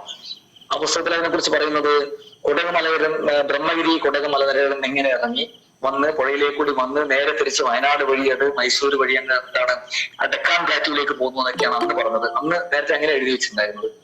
പക്ഷേ അത് തെറ്റാണെന്ന് ഇപ്പം കണ്ടെത്തിയിട്ടുണ്ട്. അത് ശരിയല്ലാന്ന് കണ്ടെത്തിയിട്ടുണ്ട്. പക്ഷെ ശരിയെന്താണെന്ന് പൂർണ്ണമായിട്ട് കണ്ടെത്താനൊന്നും പറ്റിയിട്ടില്ല. അതിപ്പം ആറളം സാങ്ച്വറിയുടെ ഉയർന്ന പ്രദേശങ്ങളിൽ, വയനാട് ഉൾപ്പെടെയുള്ള പ്രദേശങ്ങളിൽ നിന്ന്, ഇവിടെയുള്ള മരത്തിൽ നിന്ന് പുത്രൻ ജീവ എന്നൊക്കെ പറയുന്ന 2 അസ്ഥിമരം, അങ്ങനെ 1-2 മരങ്ങളിലാണ് ഇതിന്റെ ലാഭഭക്ഷണ സസ്യം. അതിന്റെ മുകളിലാണ് അത് മുട്ടയിടുന്നത്. അത് തളികളിൽ ഉണ്ടാകുന്ന സമയത്താണ് അത് വിരിയുന്നത്. അത് വിരിയുന്ന സമയത്ത് അവിടെ നിന്ന് ഇറങ്ങിയിട്ട് നേരെ താഴേക്ക് വന്നു. സൂര്യന്റെ ചൂട് കുറയുന്നതോട് കൂടിയിട്ട്, സൂര്യൻ നല്ല ചൂടുള്ള സമയത്ത് അത് പുഴയുടെ തീരത്തുണ്ടാവും. ആ പുഴയുടെ തീരത്ത് നിന്ന് ചളി ഊറ്റി കുടിക്കും. അതില് പെണ്ണുങ്ങളാണ് ചളി ഊറ്റി കുടിക്കുന്നത് മുട്ടയിടാൻ വേണ്ടിയിട്ട് എന്നാണ് പറയുന്നത്. അത് അവിടെ വന്ന് ചളി ഊറ്റി കുടിച്ചിട്ട് ഏകദേശം വെയിൽ താഴ്ന്നതോടുകൂടി തിരിച്ച് രാത്രി സമയത്ത് ഒരുപക്ഷെ തിരിച്ച് അതേ വഴി തന്നെ വീണ്ടും മുകളിലേക്ക് പോവാണ്. ആ ചക്രം ആവർത്തിക്കുന്നതെന്നാണ് ഇപ്പൊ ഏകദേശം എത്തിച്ചേർന്നിരിക്കുന്ന നിഗമനം. അവിടെ മാർലം സാങ്ച്വറി വനംവകുപ്പും അതുപോലെ തന്നെ സുവോളജിക്കൽ സർവേ ഓഫ് ഇന്ത്യ ഒക്കെ ഇതിനെക്കുറിച്ച് പഠിക്കാൻ വേണ്ടിയിട്ട് അതിനെ പിടിച്ച് മാർക്ക് ചെയ്തിട്ട് പഠിക്കാൻ വേണ്ടിയിട്ടൊക്കെ തീരുമാനിച്ചിട്ടുണ്ട്. 2-3 വർഷം മുന്നേ തീരുമാനിച്ചിട്ടുണ്ടായിരുന്നു. ഇപ്പം പൂർണ്ണമായിട്ടായിട്ടില്ല. അപ്പൊ ഇത് എവിടെ നിന്ന് വരുന്നു, എവിടത്തേക്ക് പോകുന്നു എന്നറിയാതെ ഇങ്ങനെ 10,000-കണക്കിന് ശലഭങ്ങൾ താഴെ നിന്ന് മുകളിൽ നിന്ന് താഴേക്ക് വരുന്നു, താഴേക്ക് വന്നിട്ട് പെട്ടെന്ന് അപ്രത്യക്ഷമാവും. ഈ തരത്തിലുള്ള പ്രവർത്തനം നടക്കുന്നുണ്ട്. എന്റെയൊക്കെ വീട് വളപട്ടണം പുഴയുടെ തീരത്താണ്. പക്ഷെ ഞങ്ങളുടെ ഇങ്ങേ ഭാഗത്തേക്ക് കുറേ കൂടി താഴെയാണ്. ഇങ്ങോട്ടേക്കൊന്നും ഈ ബട്ടർഫ്ലൈ കാര്യമായിട്ട് വരുന്നില്ല. ഒറ്റയൊക്കെ ഉണ്ടാവും. പക്ഷെ അതിന്റെ ദേശാടനം നടക്കുന്നില്ല, മൈഗ്രേഷൻ നടക്കുന്നില്ല. അപ്പോ അറത്തിന് ഈ ബട്ടർഫ്ലൈ സാങ്ച്വറി എന്നുള്ള പേര് കിട്ടാനുള്ള അല്ലെ പേരിടാനുള്ള ഏറ്റവും പ്രധാനപ്പെട്ട ഒരു കാരണം ഈ ആൽബട്രോസ് ശലഭങ്ങളുടെ വ്യാപകമായ മൈഗ്രേഷനും അതിന്റെ സാന്നിധ്യവുമാണ്. അപ്പൊ അത് വളരെ വലിയൊരു അത്ഭുതമാണ്. അവിടെ ഒരു വലിയൊരു ടൂറിസം സീസണാണ്. ഇപ്പം ആളുകൾ എല്ലാ ഭാഗത്തും വരും. പത്രങ്ങളും മാധ്യമങ്ങളും TV ചാനലുകളൊക്കെ അത് വളരെ ഭംഗിയായിട്ട് ആഘോഷിക്കുന്നുണ്ട്. അതിന്റെ പ്രശ്നങ്ങളുണ്ട്. ആളുകൾ അതിനെ വ്യാപകമായിട്ട് വന്ന് അതിന്റെ പുഴയോരത്താണ് ഇരിക്കുക. പുഴയോരത്ത് ചതുപ്പുണ്ടാവും. ആ ചതുപ്പിലാണ് ഇരിക്കുക. ആ ചതുപ്പിനെ നശിപ്പിക്കുക, അങ്ങനെയുള്ള കാര്യങ്ങളൊക്കെ ചിലപ്പോൾ റിപ്പോർട്ട് ചെയ്തിട്ടുണ്ട്. പക്ഷെ ഇപ്പം വനംവകുപ്പ് കുറേ കൂടി അതിൽ ശ്രദ്ധിക്കുന്നുണ്ട്. ആ കാര്യങ്ങളെ സംരക്ഷിക്കാൻ വേണ്ടി അതിനെ ആളുകളെ പരമാവധി കുട്ടികൾക്കുള്ള ഒരു നാച്ചുറൽ എഡ്യൂക്കേഷന് വേണ്ടിയൊക്കെ ഉപയോഗിക്കുന്നുണ്ട്. ഞാൻ നേരത്തെ പറഞ്ഞ കേളകം പഞ്ചായത്ത്, ഈ ചിങ്ങനിപ്പുഴയുടെ ഒരു തീരം കേളകം പഞ്ചായത്താണ്. അപ്പോ പുഴയെ ബന്ധപ്പെട്ടിട്ട് വനംവകുപ്പും കേളകം പഞ്ചായത്തും ഒരു കേസൊക്കെ ഉണ്ടായിരുന്നു. പക്ഷേ നിങ്ങൾ പത്രത്തിലൊക്കെ വായിച്ചിട്ടുണ്ടാവും അല്ലെ? പുഴയിൽ ഒരാൾ മീൻ പിടിച്ചിട്ട് വനംവകുപ്പ് കേസ് കൊടുത്തു. അങ്ങനെ ഒരു കേസൊക്കെ ഉണ്ടായിരുന്നു. അത് അവസാനം കർഷകന് അനുകൂലമായിട്ടാണ് കോടതി വിധിച്ചത്. അപ്പോൾ ആ കേളകം പഞ്ചായത്തിന്റെ ആ തീരത്തും ഈ പറയുന്ന ആൽബട്രോസ് ശലഭങ്ങളുടെ മൈഗ്രേഷൻ നടക്കുന്നുണ്ട്. അപ്പൊ അവരും അതുമായി ബന്ധപ്പെട്ട ടൂറിസം, നാച്ചുറൽ എഡ്യൂക്കേഷന് വേണ്ടി കുട്ടികൾക്ക് പഠിപ്പിച്ചു കൊടുക്കാൻ വേണ്ടിയിട്ട് ഒക്കെയുള്ള കുറെ പരിപാടികളൊക്കെ ഇതുമായി ബന്ധപ്പെട്ടിട്ട് ആലോചിച്ചിട്ടുണ്ട്. അപ്പൊ ഇത് ചളിനുണയിലാണ് ദേശാടനം നടക്കുന്നത്. ചളിനുണയാണ് ചെയ്യുന്നത്. മഡ് പെഡ്ലിംഗ് എന്ന് പറയും. ഈ മഡ് പെഡ്ലിംഗ് അതിന് പ്രത്യുൽപാദനത്തിന് വേണ്ടിയിട്ടുള്ള മുട്ടയിടാൻ വേണ്ടിയിട്ട് പെണ്ണുങ്ങൾ മാത്രമാണ് മഡ് പെഡ്ലിംഗിൽ ഏർപ്പെടുന്നതെന്നാണ് പറയുന്നത്. ഇതിന് മറ്റൊരു പ്രത്യേകത, ഈ ആൽബട്രോസ് ശലഭങ്ങളുടെ കൂട്ടത്തില് ഒരുപാട് മറ്റ് ശലഭങ്ങളും കൂടി ഒരുമിച്ചുണ്ടാവും. ഇവർ പോകുന്നതിനിടയിൽ ആറളം പ്രദേശത്തെ വനവാസികള്, ആദിവാസി സമൂഹങ്ങൾ പണ്ടേ ഇതിനെ പറയുന്നത് പൂമ്പാറ്റകൾ കല്യാണത്തിന് പോകുന്നു എന്നാണ് അവർ പറയാം. എല്ലാരും കൂടി ഉടുത്ത് ഒരുങ്ങി വെളുത്ത കുപ്പായൊക്കെ ഇട്ടിട്ട് ഇങ്ങനെ വരിയായിട്ടാണ് ഇത് പോവാം. വളരെ മനോഹരമായിട്ട് ഇങ്ങനെ വരി തെറ്റാതെ ആ കാഴ്ച കണ്ടിട്ട് മാത്രമേ പറയാൻ വേണ്ടി പറ്റൂ ആ ഒരു സമയത്ത്. പിന്നെ ഇതിന്റെ എണ്ണം ചില വർഷങ്ങളിൽ തീരെ കുറയാറുണ്ട്, ചില വർഷങ്ങളിൽ ഒരുപാട് കൂടുകയും ചെയ്യും. അത് കാലാവസ്ഥയായിട്ട് അങ്ങേയറ്റം ബന്ധപ്പെട്ടൊരു കാര്യം. അപ്പോൾ ഇത്തവണ ഒരു പക്ഷേ കുറയാനാണ് സാധ്യത എന്നാണ് പറയുന്നത്. ഇത്തവണ നേരത്തെ 1-2 ആഴ്ച മുന്നേ ആ പ്രദേശത്തേക്ക് പോയിട്ടുണ്ടായിരുന്നു. അപ്പൊ ഒന്നിനെയും കാണാനില്ല. ഇത്തവണ കുറയാൻ കാരണം മഴ കൂടുതൽ ആയതുകൊണ്ട് തളിര്, ഈ പറയുന്ന നേരത്തെ പറഞ്ഞ അസ്ഥിമരത്തിലും അതുപോലെ തന്നെ പുത്രൻ ജീവായി 1-2 മരങ്ങളിൽ അസ്ഥിമരമാണ് ഏറ്റവും കൂടുതലുള്ളത്. ആ അസ്ഥിമരത്തില് തളിരുണ്ടാകാൻ കാലതാമസം ഉണ്ടാവുമെന്നും അതുകൊണ്ട് ബട്ടർഫ്ലൈയുടെ എണ്ണം കുറയാനാണ് സാധ്യത എന്നാണ് പറയുന്നത്. അതുപോലെ പ്രളയം വന്ന സമയത്ത് ഇതിന്റെ എണ്ണം തീരെ കുറവായിരുന്നു. എല്ലാ കാറ്റർപില്ലർ ഉൾപ്പെടെ എല്ലാം ഒലിച്ചു പോയത് മറ്റുമാണ് കാരണം. അതിന്റെ എണ്ണം തീരെ കുറവായിരുന്നു. അപ്പൊ അത് സൂചിപ്പിക്കുന്നത് കാലാവസ്ഥയുമായിട്ട് വളരെ അങ്ങേയറ്റം ബന്ധപ്പെട്ടിരിക്കുന്ന ഒരു സ്പീഷീസ് ആണ് ബട്ടർഫ്ലൈസ്. അപ്പൊ കാലാവസ്ഥയിലുണ്ടാകുന്ന ചെറിയ വ്യതിയാനം പോലും ഇതിന്റെ ജീവിതചക്രത്തെ സ്വാധീനിക്കുന്നുണ്ട്. അപ്പോൾ കൃഷിയുമായിട്ടൊക്കെ ബന്ധപ്പെടുന്ന സമയത്ത് നമുക്കറിയാം കൃഷിയും കാലാവസ്ഥയും തമ്മിലുള്ള ബന്ധം. അപ്പോൾ ചിത്രശലഭങ്ങളും അതിന്റെ ഒരു ഇൻഡിക്കേറ്റർ ആണ്. അപ്പോ കാലാവസ്ഥയിലുണ്ടാകുന്ന കാലാവസ്ഥാ വ്യതിയാനവും ആഗോള താപനവും ഒക്കെ ഇതിന്റെ നിലനിൽപ്പിനെ കൃഷിയെ ബാധിക്കുന്നത് പോലെ നീളം നിലനിൽപ്പിക്കുന്നു. ഇത്തരം ബന്ധപ്പെട്ട ഒരു നെറ്റ്വർക്കാണോ എന്നുള്ള കാര്യമാണ് നമുക്ക് ഓർമ്മിക്കാൻ വേണ്ടി പറ്റുക. പിന്നെ മറ്റൊരു അത്ഭുതമാണ് കോൺഗ്രിഗേഷൻ എന്ന് പറയും. Congregation of butterflies. ഇത് പിന്നെ കാക്കപ്പൂമ്പാറ്റകളാണിത്. ഇത് മാർലം സാങ്ച്വറിയിലെ ചിത്രമാണ്. മുകളിലത്തത് മാർലം സാങ്ച്വറിയിലെ ചിത്രമാണ്. ഇത് ഈ ഒരു സമയത്ത് പലപ്പോഴും ജനുവരി ഫെബ്രുവരി മാസങ്ങളിൽ കാക്കപ്പൂമ്പാറ്റകൾ, ഇതും ലക്ഷക്കണക്കിന് കാക്കപ്പൂമ്പാറ്റകൾ ചില മരത്തിന്റെ മുകളിൽ ഒരുമിച്ച് ചേരുന്നു. ഒരു ഡയാപോസ് എന്നോ അല്ലെങ്കിൽ എന്താണ് തൽക്കാലം ഒരു വിശ്രമം ചെയ്യുന്നത്. ഇതും എവിടുന്നോ യാത്ര ചെയ്ത് വരുന്നതാണ്. വയനാടൻ കാടുകളിൽ ഇതിനെ റിപ്പോർട്ട് ചെയ്തിട്ടുണ്ട്. അതുപോലെ തന്നെ ഡെക്കാൻ പ്ലാറ്റ്യൂവിലെ ചില പ്രദേശങ്ങളിലേക്ക് റിപ്പോർട്ട് ചെയ്തിട്ടുണ്ട്. ഇത് വന്നിട്ട് ഇത് വയനാട്ടിൽ 2-3 വർഷം മുന്നേ ഒരു ചെറിയ ഫോട്ടോ ചെറുതാണ്. ഒരു മരം മുഴുവൻ, മരത്തിന്റെ എലിയൊന്നും കാണാനുണ്ടാവില്ല. മുഴുവനായിട്ട് ഈ കാക്കപ്പൂമ്പാറ്റയാണ് ഉണ്ടാവുക. ഈ കാക്കപ്പൂമ്പാറ്റയുടെ കൂട്ടത്തില് കാക്കപ്പൂമ്പാറ്റ രണ്ട് തരത്തിലെ കാക്കപ്പൂമ്പാറ്റയുണ്ട്. ഡബിൾ ഹാൻഡഡ് ക്രോ ഉണ്ട്, സാധാരണ കോമൺ ക്രോ ഉണ്ട്. ഇത് 2 അതിലുണ്ടാവും. അതോടൊപ്പം ചിലപ്പം കടുവാ ശലഭങ്ങളുണ്ട്. നീലക്കടുവ, കരിനീലക്കടുവ, ചിലപ്പം തെളിനീലക്കടുവ, ഇങ്ങനെ 3 കടുവാ ശലഭങ്ങളുണ്ട്. ഈ ശലഭങ്ങളൊക്കെ ചിലപ്പോൾ ഇതിന്റെ കൂട്ടത്തിലുണ്ടാവും. ഇവരൊക്കെ വന്നിട്ട് അവിടെ ഒരു വിശ്രമമാണ്. 2 ആഴ്ചത്തേക്ക് അവിടെ ഒന്നുമില്ലാതെ, ഭക്ഷണം കഴിക്കാതെ ഒന്നുമില്ലാതെ അവിടെ ഇങ്ങനെ നിൽക്കും. 2 ആഴ്ച. കുറെ എണ്ണം ചത്ത വീണിട്ട് കാണാം, താഴെ ഇതിന്റെ ഇതൊക്കെ കാണും. 2 ആഴ്ച കഴിയുമ്പോഴത്തേക്ക് അവർ ഡിസ്പേഴ്സ് ചെയ്ത് പോകും. മറ്റു അടുത്ത സ്ഥലം ലക്ഷ്യമാക്കിയിട്ട് അല്ലെങ്കിൽ മൈഗ്രേഷന്റെ ഭാഗമായിട്ടാണ് പോവാണെന്നാണ് പറയുന്നത്. ഇത് അതിന്റെ ജീവിതചക്രത്തിൽ ഏതോ ഒരു സമയത്ത് അങ്ങനെ ഒരു വിശ്രമത്തിന് വേണ്ടിയിട്ടുള്ള വരുന്നതാണ് എന്നാണ് പറയുന്നത്. ഇതും കാലാവസ്ഥയെ ബന്ധപ്പെട്ടിട്ടുണ്ട്. ചില വർഷങ്ങളിൽ ആർലത്ത് ഈ ബട്ടർഫ്ലൈ കോൺഗ്രിഗേഷൻ കാണലേ ഇല്ല. ഒത്തുചേരൽ എന്ന് പറയുന്നത് മലയാളത്തിൽ ഒത്തുചേരൽ എന്നാണ് പേര് കൊടുത്തിട്ടുള്ളത്. അത് കാണലേ ഇല്ല. പക്ഷെ ചില വർഷങ്ങളിൽ അടുത്തടുത്ത വലിയ മരങ്ങളിൽ 5 or 6 മരങ്ങളിൽ ഒരുപാട് എണ്ണത്തെ കാണാൻ വേണ്ടി പറ്റും. ഇതിനെക്കുറിച്ചും വയനാട്ടിലുള്ള ഒരു പരിസ്ഥിതി സംഘടന, ഒരുപക്ഷെ ഫേൺസ് എന്ന് പറയുന്ന സംഘടന അറിയായിരിക്കും നിങ്ങൾക്ക്. അവരിതിനെ കുറിച്ച് പഠിച്ചിട്ടുണ്ടായിരുന്നു. പഠിച്ചിട്ട് 1-2 പേപ്പറുകളൊക്കെ അവർ പുറത്തിറക്കിയിട്ടുണ്ട്. വയനാട്ടിലെ ഇതിന്റെ ഡിസ്ട്രിബ്യൂഷനും വയനാട്ടിലെ ഇതിന്റെ കോൺഗ്രിഗേഷൻ കണ്ട സ്ഥലങ്ങളൊക്കെ ഒരു പത്രത്തിലൊക്കെ കൊടുത്ത് എവിടെയെങ്കിലും ഇങ്ങനെ കോൺഗ്രിഗേഷൻ കണ്ടിട്ടുണ്ടെന്ന് അറിയിക്കണം എന്നൊക്കെ പറഞ്ഞൊരു മാപ്പൊക്കെ അവർ ഉണ്ടാക്കിയിട്ടുണ്ടായിരുന്നു ഒരു 3-4 വർഷം മുന്നേ. അപ്പൊ ഇതും വളരെ വലിയൊരു അത്ഭുതമാണ്. പരിസ്ഥിതിയായി ബന്ധപ്പെട്ടിട്ട് പരിസ്ഥിതി അത്ഭുതങ്ങളെ കുറിച്ച് പറയുമ്പോൾ ഈ ബട്ടർഫ്ലൈയുടെ കോൺഗ്രിഗേഷൻ എന്ന് പറയുന്നത് നമുക്ക് തീർത്തും വിശദീകരിക്കാൻ ഇനിയും പറ്റാത്ത ഒരു പ്രതിഭാസമായിട്ടാണ് നമുക്ക് പറയാൻ വേണ്ടി പറ്റുക. ഇത് കടുവാശലഭങ്ങളാണ്. നേരത്തെ കാക്കപ്പൂമ്പാറ്റയാണ്. ഞാൻ നേരത്തെ പറഞ്ഞ കടുവാശലഭങ്ങളാണ്. ഇത് കോൺഗ്രിഗേഷൻ അല്ല. ഇത് യഥാർത്ഥത്തിൽ ഇതിന്റെ നീരൂറ്റി കൊടുക്കാൻ വേണ്ടിയിട്ട് ഹെലിയോട്രോപ്പിയം പോലെ തേൽക്കട പോലെയുള്ള അല്ലെങ്കിൽ അതുപോലെയുള്ള മറ്റു ചില സസ്യങ്ങളിൽ വന്നിട്ട് അത് പെൺശലഭങ്ങളാണെന്ന് പറയുന്നത്. അതിന്റെ നീരൂറ്റി കുടിക്കാണ്. ഒരു പ്രത്യുൽപാദനത്തിന് വേണ്ടി മുട്ടയിടാൻ വേണ്ടിയിട്ടുള്ള ആൾക്കലകളോട് സംഭരിക്കാനാണെന്ന് പറയുന്നത്. അപ്പൊ ഇത് പലപ്പോഴും കാണാറുണ്ട്. ഇത് നമ്മുടെ നാട്ടുപ്രദേശങ്ങളിലൊക്കെ കാണാറുണ്ട്. ഈ ചെടിയൊക്കെ വെച്ച് പിടിപ്പിച്ചാല് ഇത് കിലിക്കിയാണ്, പൂമ്പാറ്റ കിലിക്കി എന്ന് പറയുന്ന ചെടിയാണ്. ആ കിലിക്കിയിൽ വന്നിട്ട് നീരൂറ്റി കുടിച്ച് അതിന്റെ കാണ്ടവും ഇലകളും ഒക്കെ നശിപ്പിച്ച് ഉണങ്ങി വരണ്ട പോകും. അതിന്റെ ജീവിതത്തിന് വേണ്ടിയിട്ട് നീരൂറ്റി കുടിക്കുകയാണ് ചെയ്യുന്നത്. അത് മറ്റൊരു പ്രത്യേകതയാണ്. അത് എല്ലാ പൂമ്പാറ്റകളും ഇല്ല, ചില പൂമ്പാറ്റകളാണ് ചെയ്യുന്നത്. അപ്പൊ നേരത്തെ ആൽബട്രോസിന്റെ മൈഗ്രേഷൻ അതൊരു പ്രത്യേകതയാണ്. ഈ ഒത്തുചേരൽ എന്ന് പറയുന്ന കോൺഗ്രിഗേഷൻ എന്ന് പറയുന്ന ബട്ടർഫ്ലൈസിന്റെ മറ്റൊരു പ്രത്യേകതയാണ്. ഈ പറയുന്ന നീരൂറ്റി കുടിക്കുക, അതും മറ്റൊരു പ്രത്യേകതയാണ്. ഇങ്ങനെയുള്ള കുറെ കാര്യങ്ങൾ ബട്ടർഫ്ലൈനെ കുറിച്ച് പറയും. ഓരോന്നിനെ കുറിച്ച് നമുക്ക് വേണമെങ്കിൽ വിശദമായി പറയാം. കുറെ നമുക്ക് സൂക്ഷ്മ നിരീക്ഷണം നടത്തിയാൽ എല്ലാ വർഷവും വെച്ച് പഠിച്ചാൽ അതിന്റെ പ്രത്യേകതകളെ കുറിച്ച് കുറച്ചും കൂടി കാര്യമായിട്ട് പറയാൻ പറ്റും. അത് കൃത്യമായിട്ട് എന്തുകൊണ്ടാണ് ചെയ്യുന്നതെന്ന് പറയാൻ പറ്റില്ലെങ്കിലും എന്തൊക്കെയാണ് ചെയ്യുന്നത് എന്നുള്ള കാര്യം നമുക്ക് നിരീക്ഷിക്കാൻ വേണ്ടി പറ്റും. ശലഭ നിരീക്ഷകർ ഒരുപാട് ആളുകൾ ഇപ്പം അടുത്ത കാലത്തായിട്ട് കുറെ ആളുകൾ ഇതിന്റെ നിരീക്ഷണത്തിന് വേണ്ടി ഇറങ്ങി തിരിച്ചിട്ടുണ്ട്. അതുകൊണ്ട് പുതിയ ഡാറ്റയൊക്കെ നമുക്ക് കിട്ടുമെന്ന് വിചാരിക്കാം. പുതിയ കണ്ടുപിടുത്തങ്ങളിലേക്ക് ഇതിന്റെ സാധാരണഗതിയിൽ ഇതിനെ കുറിച്ച് പഠിക്കുന്ന ആളുകളൊക്കെ ഉണ്ട്. അപ്പോൾ പുതിയ കണ്ടെത്തലുകളിലേക്കൊക്കെ എത്തുമെന്ന് നമുക്ക് വിചാരിക്കാം. നാരക ശലഭമാണ് ലൈൻ ബട്ടർഫ്ലൈ എന്ന് പറയുന്നത്. നാരകത്തിലാണ് മുട്ടയിടുന്നത്. ഇത് വേണമെങ്കിൽ ഒരു പെസ്റ്റ് ആയിട്ട് വേണമെങ്കിൽ ചിലപ്പോൾ പറയാം നാരകത്തിന്റെ ഇലകളൊക്കെ തിന്ന് നശിപ്പിക്കുന്നു എന്നുള്ളത്. പക്ഷെ ഞാൻ നേരത്തെ പറഞ്ഞ വളരെ മൈൽഡാണ്. ഒരു വലിയ നാരകം ഉണ്ടെങ്കിൽ ഒരു 4-5 ഇല അല്ലെ 5-10 ഇലയാണ് നാരകം നശിപ്പിക്കുക. രസമുള്ള ശലഭമാണ്. ഇത് എല്ലാ സ്ഥലത്തും ഇന്ത്യയിൽ മാത്രമല്ല ഇന്ത്യക്ക് പുറത്തൊക്കെ കാണുന്ന ഒരേ ശലഭമാണ് പാപ്പിലിയോ മോളീസ് എന്ന് പറയുന്ന നാരകശലഭം. ഒരേ സ്പീഷീസ് ആണ്.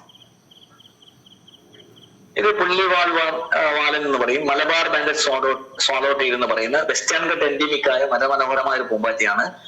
ഇതും തീപ്പട്ടി കാട്ടുകന്നല എന്ന് പറയുന്ന ചെടിയിൽ ആണ് മുട്ടയിടുക. പാഴ്ചെടി എന്ന് പറയുന്ന തീപ്പട്ടി മരം എന്ന് പറയുന്ന നമ്മൾ നേരത്തെ തീപ്പട്ടി കമ്പനികളൊക്കെ മുറിച്ചുകൊണ്ടുവരുന്നു പണ്ട്. തീപ്പട്ടിയില്ല, തീപ്പട്ടി കമ്പനിയില്ല, ഒക്കെ കൃത്രിമാണ്.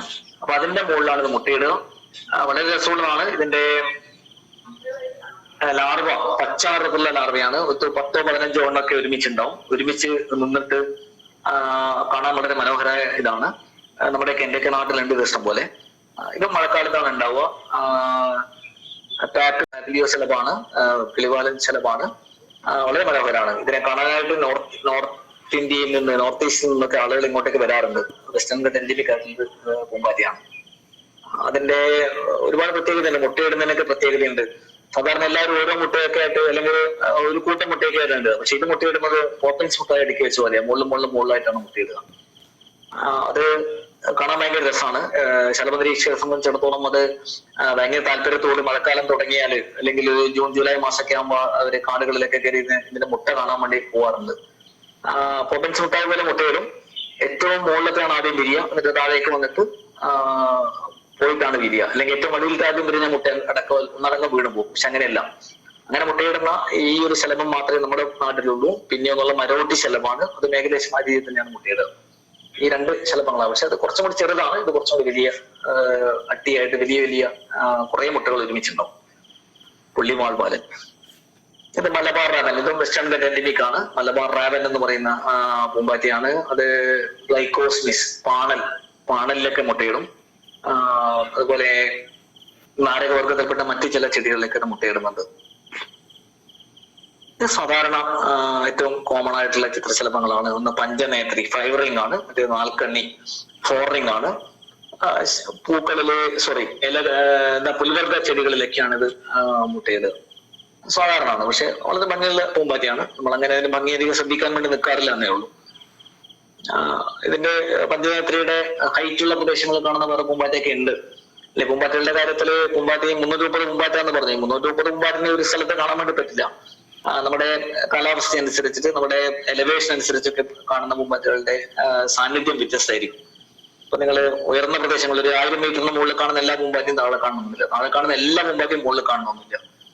പക്ഷേ ഈ പഞ്ചനേത്രി നാൽക്കണ്ണിയൊക്കെ ഒരു കോസ്മോപൊളിറ്റൻ സ്വഭാവമുള്ളതാണ്. ടൗണിലും ഉണ്ടാവും, നാട്ടിലും ഉണ്ടാവും, കാട്ടിലുണ്ടാവും, എല്ലാ സ്ഥലത്തും ഉണ്ടാവും. പക്ഷെ പഞ്ചനേത്രിയുടെ ചില സ്ട്രേറ്റ് ഫെയറിംഗ് എന്നൊക്കെ പറയുന്ന ഇത് കോമൺ ഫെയറിംഗ് സ്ട്രേറ്റ് ഫെയറിംഗ് എന്ന് പറയുന്ന ഒരു പൂമ്പാറ്റുണ്ട്. അത് ഒരു 1000 മീറ്ററിന് മുകളിൽ മാത്രമേ ഇത് കാണാൻ പറ്റൂ. ഓക്കെ, ഇത് സാധാരണ പൂമ്പാറ്റ എന്ന് പറയുമ്പോൾ നമ്മുടെ കുട്ടികളുടെയൊക്കെ മനസ്സിൽ വരുന്ന 2 കാര്യങ്ങൾ. മുപ്പട്ടൻ മഞ്ഞപ്പപ്പാത്തി. ഇവിടെ 3 പൊട്ടുള്ള കൊണ്ടാണ് മുപ്പട്ടൻ മഞ്ഞപ്പപ്പാത്തി എന്ന പേര്. സാധാരണ മഞ്ഞപ്പപ്പാത്തി, കോമൺ ഗ്രാസിയലോ എന്ന് പറയും. ഇത് 3 സ്പോട്ട് ഗ്രാസിയലോ. പിന്നെ മനോഹരമായ മറ്റൊരു ശലഭ കൂട്ടാണ്. ഇതൊക്കെ നീലി ശലഭങ്ങളാണ്, പാൻസി ശലഭങ്ങൾ എന്ന് ഇംഗ്ലീഷിൽ പറയും. ഇത് മയിൽക്കണ്ണിയാണ്, പീകോക്ക് പാൻസി. ഇത് ബ്ലൂ പാൻസി, നീലനീലിയാണ്. നീലനീലി. ഇത് വയൽക്കോത, ഗ്രേ പാൻസി. ഇത് എല്ലാവർക്കും അറിയുന്ന കാര്യമാണ്. പുള്ളിക്കുറുമ്പൻ, ഗ്രേ പാൻസി, ലെമൺ പാൻസി. ഇത് പീതനീലി എന്ന് പറയുന്നു. Yellow pansy. ഇത് ചോക്ലേറ്റ് പാൻസി. അപ്പൊ ഇതൊക്കെ പാൻസി ശലഭങ്ങളാണ്. പാൻസി പുഷ്പങ്ങൾ പോലെ മനോഹരമായതുകൊണ്ടായിരിക്കും ഒരുപക്ഷെ പണ്ട് ഇവര് പാൻസി ശലഭം എന്ന പേര് കൊടുത്തത്. ഇതില് ചോക്ലേറ്റ് ശലഭം സർവ്വസാധാരണമാണ്, എല്ലാ സ്ഥലത്തും ഉണ്ട്. ഇന്ത്യ മുഴുവൻ, ഇന്ത്യക്ക് പുറത്തൊക്കെ ഉണ്ട്, ഒരേ സ്പീഷീസ് ആണ്. പുള്ളിക്കുറുമ്പനുണ്ട്. മയിൽക്കോല കുറച്ച് റെയറാണ്. ഈ സാധനം റെയറാണ്, പക്ഷെ നമ്മുടെയൊക്കെ പ്രദേശങ്ങളിലുണ്ട്. പലപ്പോഴും വയൽച്ചുള്ളിയിലാണ് ഇതൊക്കെ മുട്ടയിടുന്നത്.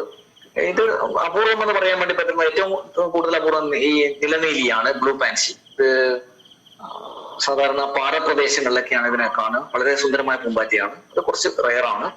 ഈ യെല്ലോ പാൻസിയും റെയറാണ്. ബാക്കിയൊക്കെ കോമൺ ആയിട്ട് നമ്മുടെ ഏരിയയിലൊക്കെ കാണാൻ പറ്റും. ഇപ്പൊ ഞങ്ങളുടെയൊക്കെ നാട്ടിൽ ഈ പറയുന്ന എല്ലാ പാൻസിയും ഉണ്ട്. ഈ പറയുന്ന 6 പാൻസി ശലഭങ്ങളും നമുക്ക് കാണാൻ വേണ്ടി പറ്റും. കുറച്ച് ഹൈറ്റുള്ള പ്രദേശങ്ങളിൽ, ചെങ്കൽപ്പരപ്പിലൊക്കെ ഇതിനെ കാണും. അതേസമയം വയൽ പ്രദേശങ്ങളിൽ വയൽക്കോതയെ കാണും. സാധാരണ ശലഭമാണ് പൊന്തച്ചുറ്റൻ, സെയിലർ, കോമൺ സെയിലർ എന്ന് പറയും. അക്കേഷ്യ നീലി, ഇതും സാധാരണയാണ്. മനോഹരമായിട്ടുള്ള ഒരു ഇതിന്റെ മറ്റൊരു സ്പീഷീസ് ഉണ്ട്, റെയർ ആയിട്ടുള്ളത്, സാധാരണയാണ്. ഇത് വനദേവത, മലബാർ ട്രീനിഫ് എന്ന് പറയുന്നത് വനപ്രദേശങ്ങളിൽ മാത്രം കാണുന്ന ഒരു ശലഭമാണ്. പാഴ്സോൺസിയ എന്ന് പറയുന്ന ചെടിയിലാണ് ഇത് മുട്ടയിടുക. പാഴ്സോൺസിയും വേറൊരു മാലതിയിലത എന്ന് വേറൊരു ചെടിയും ഉണ്ട്, അതിൽ മാത്രമേ മുട്ടയിടും. വനപ്രദേശങ്ങളിലാണ്. നല്ല പേര് വനദേവത എന്നുള്ള പേര്. അത് കേരളത്തില് അങ്ങോളങ്ങളുണ്ട്, തെക്കൻ ജില്ലകളിലൊക്കെ ധാരാളം ഉണ്ട്. ചെമ്പരണിയൊക്കെ ധാരാളം കാണുന്ന പൂമ്പാറ്റയാണ്. വളരെ ഗൗരവത്തില്, വളരെ ഭംഗിയില് ഇങ്ങനെ ഗ്ലൈഡ് ചെയ്ത് പോകുന്ന ഒരു പൂമ്പാറ്റ ആയതുകൊണ്ടായിരുന്നു തോന്നുന്നു ആരോ വനദേവത എന്ന പേരിട്ടത്. ഓക്കെ, ചെങ്കണ്ണി. ഇത് മുളയിലാണിത് എന്റെ ജീവിതചക്രം പൂർത്തിയാകുന്നത്. സാധാരണയാണ്, എല്ലാ സ്ഥലത്തും ഉണ്ട്, നമ്മുടെയൊക്കെ നാട്ടിലുണ്ട്. റെഡ് ഐ എന്ന് പറയും, കോമൺ റെഡ് ഐ എന്ന് പറയും. ഇതിന്റെ മറ്റൊരു സാധനമുണ്ട്, ജൈന്റ് റെഡ് ഐ. അതാണ് നേരത്തെ കൃഷിക്കാരെ സംബന്ധിച്ചിടത്തോളം ചെറിയ തെങ്ങിൻ തൈകള്, ചെറിയ തെങ്ങിൻ തൈകളിന്റെ ഇലകളൊക്കെ ചിലപ്പം ഇലകളൊക്കെ മുറിച്ചെടുത്ത് കാണാം. അവരുടെ ഒരു വെളുത്ത പൊടിയോടുകൂടി മഞ്ചങ്കണ്ണി എന്ന് പറയുന്നതിന് ഫോട്ടോയിൽ വെച്ചിട്ടില്ല. മഞ്ചങ്കണ്ണി എന്ന് പറയുന്ന പൂമ്പാറ്റയുടെ പുഴുവാണത്. മഞ്ചങ്കണ്ണി കുറച്ചും കൂടി വലിയതാണ്, കണ്ണ് ചുവൻ തന്നെയാണ്, പക്ഷെ കുറച്ചും കൂടി കറുപ്പ് നിറക്കെ കൂടുതലുള്ളൊരു പൂമ്പാറ്റയാണ്. അത് വേണമെങ്കിൽ പറയാം, നമ്മുടെ ചെറിയ തെങ്ങിൻ തൈകളൊക്കെ കുറച്ച് കാര്യമായിട്ട് നശിപ്പിക്കുന്നുണ്ടാവും, അതിന്റെ ഇലകളൊക്കെ നശിപ്പിക്കുന്നുണ്ടാവും. നമ്മുടെയൊക്കെ നാട്ടിലെ പഴയ കൃഷിക്കാരൊക്കെ അതിനെ വലിച്ചിട്ട് വെള്ളത്തിലൊക്കെ ഇടാറുണ്ട് സാധാരണ. അത് വേണമെങ്കിൽ ചെറിയൊരു പെസ്റ്റായിട്ട് പ്രവർത്തിക്കുന്ന ഒരു പൂമ്പാറ്റയാണെന്ന് വേണമെങ്കിൽ പറയാം. ഇത് ക്ലിപ്പറാണ്, വന റാണി എന്ന് പേരിട്ടിട്ടുണ്ട്. ക്ലിപ്പർ ക്ലിപ്പ് ചെയ്യുന്ന പോലെ ഇങ്ങനെ പറക്കുന്നതാണ്. അതും സാധാരണ ഒരു ഭംഗിയുടെ പൂമ്പാറ്റയാണ്. കറുപ്പൻ, ഇപ്പൊ ഇതിന്റെ കറുപ്പൻ എന്നുള്ള പേര് മെഡസ് ബ്രൗൺ എന്നാണ്. മെഡസ് ബ്രൗൺ അതിന്റെ പേര് മാറ്റിയിട്ടുണ്ട്. അതൊരു അധിക്ഷേപ സൂചകമായ വാക്കായതുകൊണ്ട് അത് മാറ്റിയിട്ട് നേരത്തെ നിഗർ എന്നായിരുന്നു അതിന്റെ കോമൺ പേര്, ഇപ്പം മെഡസ് ബ്രൗൺ എന്ന് ആക്കി മാറ്റിയിട്ടുണ്ട്. സാധാരണമാണ്, സ്വാഭാവികമാണ്, പക്ഷെ നമ്മുടെ നാട്ടിൽ കൂടുതൽ കാണുന്നുണ്ട്. പുറമേ പോയത് അതിനെ കാണാൻ സാധ്യത കുറവാണ്. ഇത് കനിവർണ്ണൻ, ഗോഡി ബാരൻ, ഇത് വിലാസിനി. ഈ 2 പൂമ്പാറ്റയെ ഒരുമിച്ച് വെക്കാൻ കാരണം എന്താന്ന് ചോദിച്ചാല്, ഞാനവിടെ വെച്ചത് ഞാൻ കുട്ടികൾക്ക് ക്ലാസ് എടുക്കുന്ന സമയത്ത് ഇത് 2 മുട്ടയിടുന്ന ഇത്തിൽ കണ്ണിയിലാണ്. ഇത്തൽക്കണ്ണി എന്ന് പറയുന്നത് നമ്മളെ സംബന്ധിച്ചിടത്തോളം ഇത്തൽക്കണ്ണി എന്നത് മോശം പ്രയോഗമാണ്. ചെടികളെ നശിപ്പിക്കുന്ന, അല്ലെ മാവിനെയോ അല്ലെ പ്ലാവിനെയോ ഒക്കെ നശിപ്പിക്കുന്ന, ഇത് നശിപ്പിക്കാൻ വേണ്ടിയിട്ട് അതിന്റെ അവരുണ്ടാക്കുന്ന ആഹാരം ഇതൊക്കെ വലിച്ചെടുത്ത് നശിപ്പിക്കുന്ന ചെടിയാണ് ഇത്തിക്കണ്ണി. പക്ഷെ ഇതിന്റെയൊക്കെ ഇത്രയും സുന്ദരമായ ശലഭങ്ങളുടെയൊക്കെ ജീവിതചക്രം പൂർത്തിയാണെങ്കിൽ ഇത്തൽക്കണ്ണി കൂടിയേ തീരും. അതിലാണ് മുട്ടയിടുന്നത് അല്ലെ. അതാണ് അതിന്റെ ഒരു വലിയൊരു പ്രത്യേകത. ഇത്തൽക്കണ്ണിയിൽ മുട്ടയിടുന്ന ഒരുപാട് ശലഭങ്ങളുണ്ട്. റോയൽ ശലഭങ്ങൾ എന്ന് പറഞ്ഞാൽ വളരെ അപൂർവമായ കുറെ ശലഭങ്ങളുണ്ട്. ഒരു 5-6 തരത്തിലുള്ള സിൽവർ റോയൽ, അതുപോലെ തന്നെ white tufted royal, chocolate royal, spotted royal എന്നൊക്കെ പറഞ്ഞ കുറെ റോയൽ ശലഭങ്ങളുണ്ട്. അതൊക്കെ ഇത്തിക്കണ്ണിയിലെ മുട്ടയിടുന്നത്. അപ്പൊ നേരത്തെ എത്രയോ വലിയ ഇത്തിക്കണ്ണി നമ്മുടെ നാട്ടിലുണ്ടായിട്ടുണ്ട്. ശലഭങ്ങൾ ഉണ്ടാകുന്ന സമയത്ത് തന്നെ ഈ ഇത്തിക്കണ്ണി ഉണ്ടായിട്ടുണ്ട്. ഇത്തിക്കണ്ണിയുടെ വ്യത്യസ്ത തരങ്ങളിൽ മുട്ടയിടുന്ന വ്യത്യസ്ത പൂമ്പാറ്റകളുണ്ട്. അപ്പൊ അതിൽ നിന്നൊക്കെ പരിണാമത്തെ കുറിച്ച് ഒരുപാട് കാര്യങ്ങൾ നമുക്ക് പഠിക്കാൻ വേണ്ടി പറ്റും. ഇപ്പൊ കൃഷിക്കാരൻ എങ്ങനെയാണ് ഇത്തിക്കണ്ണിയെ കാണേണ്ടത് എന്നുള്ളത് നമുക്ക് ആലോചിക്കേണ്ടി വരും അല്ലെ. ഇത്തിക്കണ്ണി എന്ന് പറയുന്നത് കുറഞ്ഞ അളവില് ഇത്തിക്കണ്ണികൾ ഉണ്ടെങ്കിൽ മാത്രമേ നമുക്ക് ഇതിനൊക്കെ ഈ പൂമ്പാറ്റകളൊക്കെ നിലനിർത്താൻ വേണ്ടി പറ്റൂ. വിലാസിന് ഉൾപ്പെടെയുള്ള പൂമ്പാറ്റകള്. ഇത് പയർനീലി. ആ പയറിൽ ഒരു പരാതായിട്ട് ഞാൻ നേരത്തെ പറഞ്ഞു. പയർനീലി എന്ന് പറയുന്നത് ഒരു പക്ഷേ പരാതായിട്ട് വരുന്ന വേലുനീലി, hedge blue, common hedge blue എന്ന് പറയുന്നത് ഒരു മറ്റൊരു പൂമ്പാറ്റയാണ്. സാധാരണ പൂമ്പാറ്റയാണ്. പുൽച്ചാത്തൻ സാധാരണ പൂമ്പാറ്റയാണ്. ഇരുതലച്ചി, ചെക്കി ചെടികളിലൊക്കെ മുട്ടയിടുന്ന ഇതാണ്. ചിത്രാംഗതൻ എന്ന് പറയുന്ന ഒരു വളരെ മനോഹരമായ പൂമ്പാറ്റ, വളരെ റയറാണ്.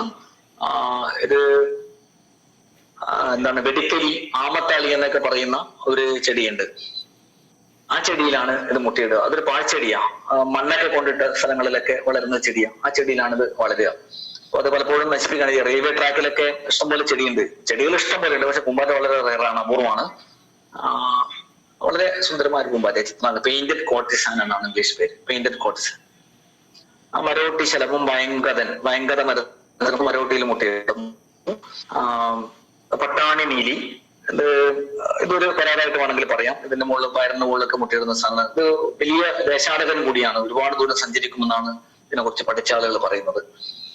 സുവർണ പരപ്പൻ, ഹെലിട്രിസ് ഐസോറ എന്ന് പറയുന്ന ചെടിയില് കവിളുനാര് എന്നൊക്കെ പറഞ്ഞ ചെടിയുണ്ടല്ലോ. പണ്ട് എന്താണ് നമ്മുടെ കുരുമുളകൊക്കെ കെട്ടാൻ വേണ്ടി ഉപയോഗിച്ചിരുന്ന കവിളുനാരിലാണ് ഇതിന്റെ ജീവിതചക്രം പൂർത്തിയാക്കുന്നത്. സുവർണ പരപ്പൻ വളരെ മനോഹരമായ ഒരു പൂമ്പാറ്റയാണ്. തീച്ചിറകൻ, ടോണി കോസ്റ്റർ എന്ന് പറയും. സാധാരണ പൂമ്പാറ്റയാണ്.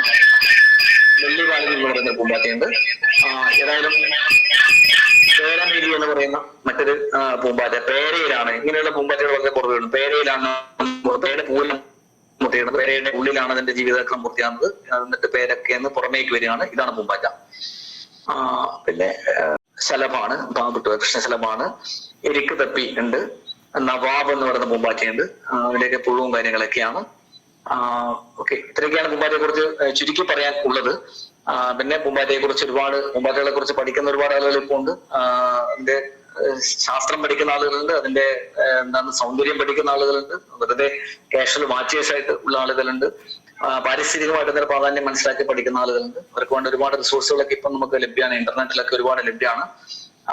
ഈ ബട്ടർഫ്ലൈസ് ഓഫ് വെസ്റ്റേൺ ഗട്ട്സ് എന്ന് പറയുന്ന പുസ്തകം വെസ്റ്റേൺ ഗട്ട്സിലെ എല്ലാ ചിത്രശലഭങ്ങളുടെയും ജീവിതചക്രം, ലഭ്യമായ ജീവിതചക്രം, ഇനിയും 5-10 പൂമ്പാറ്റകളുടെ ജീവിതചക്രം ഇനിയും മനസ്സിലാക്കാൻ വേണ്ടി പറ്റിയിട്ടില്ല. എവിടെയാണ് മുട്ടയിടുന്നത്, എങ്ങനെയാ വളരുന്നതെന്നും.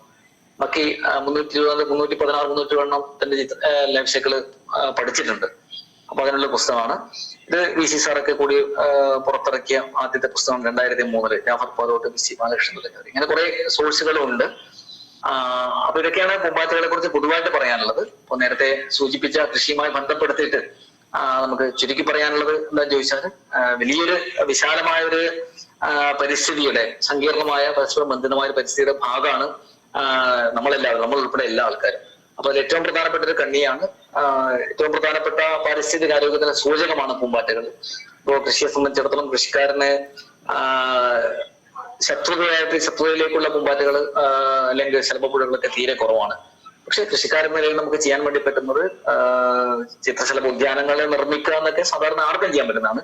പക്ഷെ കൃഷിക്കാരൻ നിലയിൽ ഒരുപക്ഷെ നമുക്ക് ഈ പറയുന്ന വളരെ സുന്ദരമായ ജീവികൾക്കും നമ്മുടെ തോട്ടത്തിന്റെയും കൃഷിസ്ഥലത്തിന്റെ ഒക്കെ ഇടയിൽ നമ്മുടെ പ്രദേശത്തൊക്കെ അല്പസ്ഥലം നമുക്ക് മാറ്റിവെക്കാൻ വേണ്ടി പറ്റും. നമുക്ക് വലിയ ദോഷമില്ലാത്ത രീതിയിൽ പാഴ്ചെടികൾ എന്ന് പറഞ്ഞ് നമ്മൾ നശിപ്പിക്കുന്ന കുറെ കാര്യങ്ങൾ അപ്പൊ അത് ഒന്ന് വേണ്ട അല്പസമയത്തേക്കെങ്കിലും അതിന് വേണ്ട സ്ഥലത്ത് നമുക്ക് അത്യാവശ്യം ഇല്ലെങ്കിൽ ദോഷം ഇല്ലെങ്കിൽ അതിനെ സംരക്ഷിച്ചാൽ അതിനെ നമുക്ക് പൂമ്പാറ്റകളെ നമുക്ക് സംരക്ഷിച്ച് കൊണ്ടുവരാൻ വേണ്ടി പറ്റും. അതുപോലെ തന്നെ വേലികളിലും റോഡ് സൈഡിലൊക്കെയുള്ള ചെടികളും ഒക്കെ നമുക്ക് ഒരു പരിധിവരെ നിലനിർത്താൻ വേണ്ടി പറ്റിയാൽ ഇവിടങ്ങളിലൊക്കെ ഇവർക്ക് അഭയസ്ഥാനമായിട്ട് കൊടുക്കാൻ വേണ്ടി പറ്റും.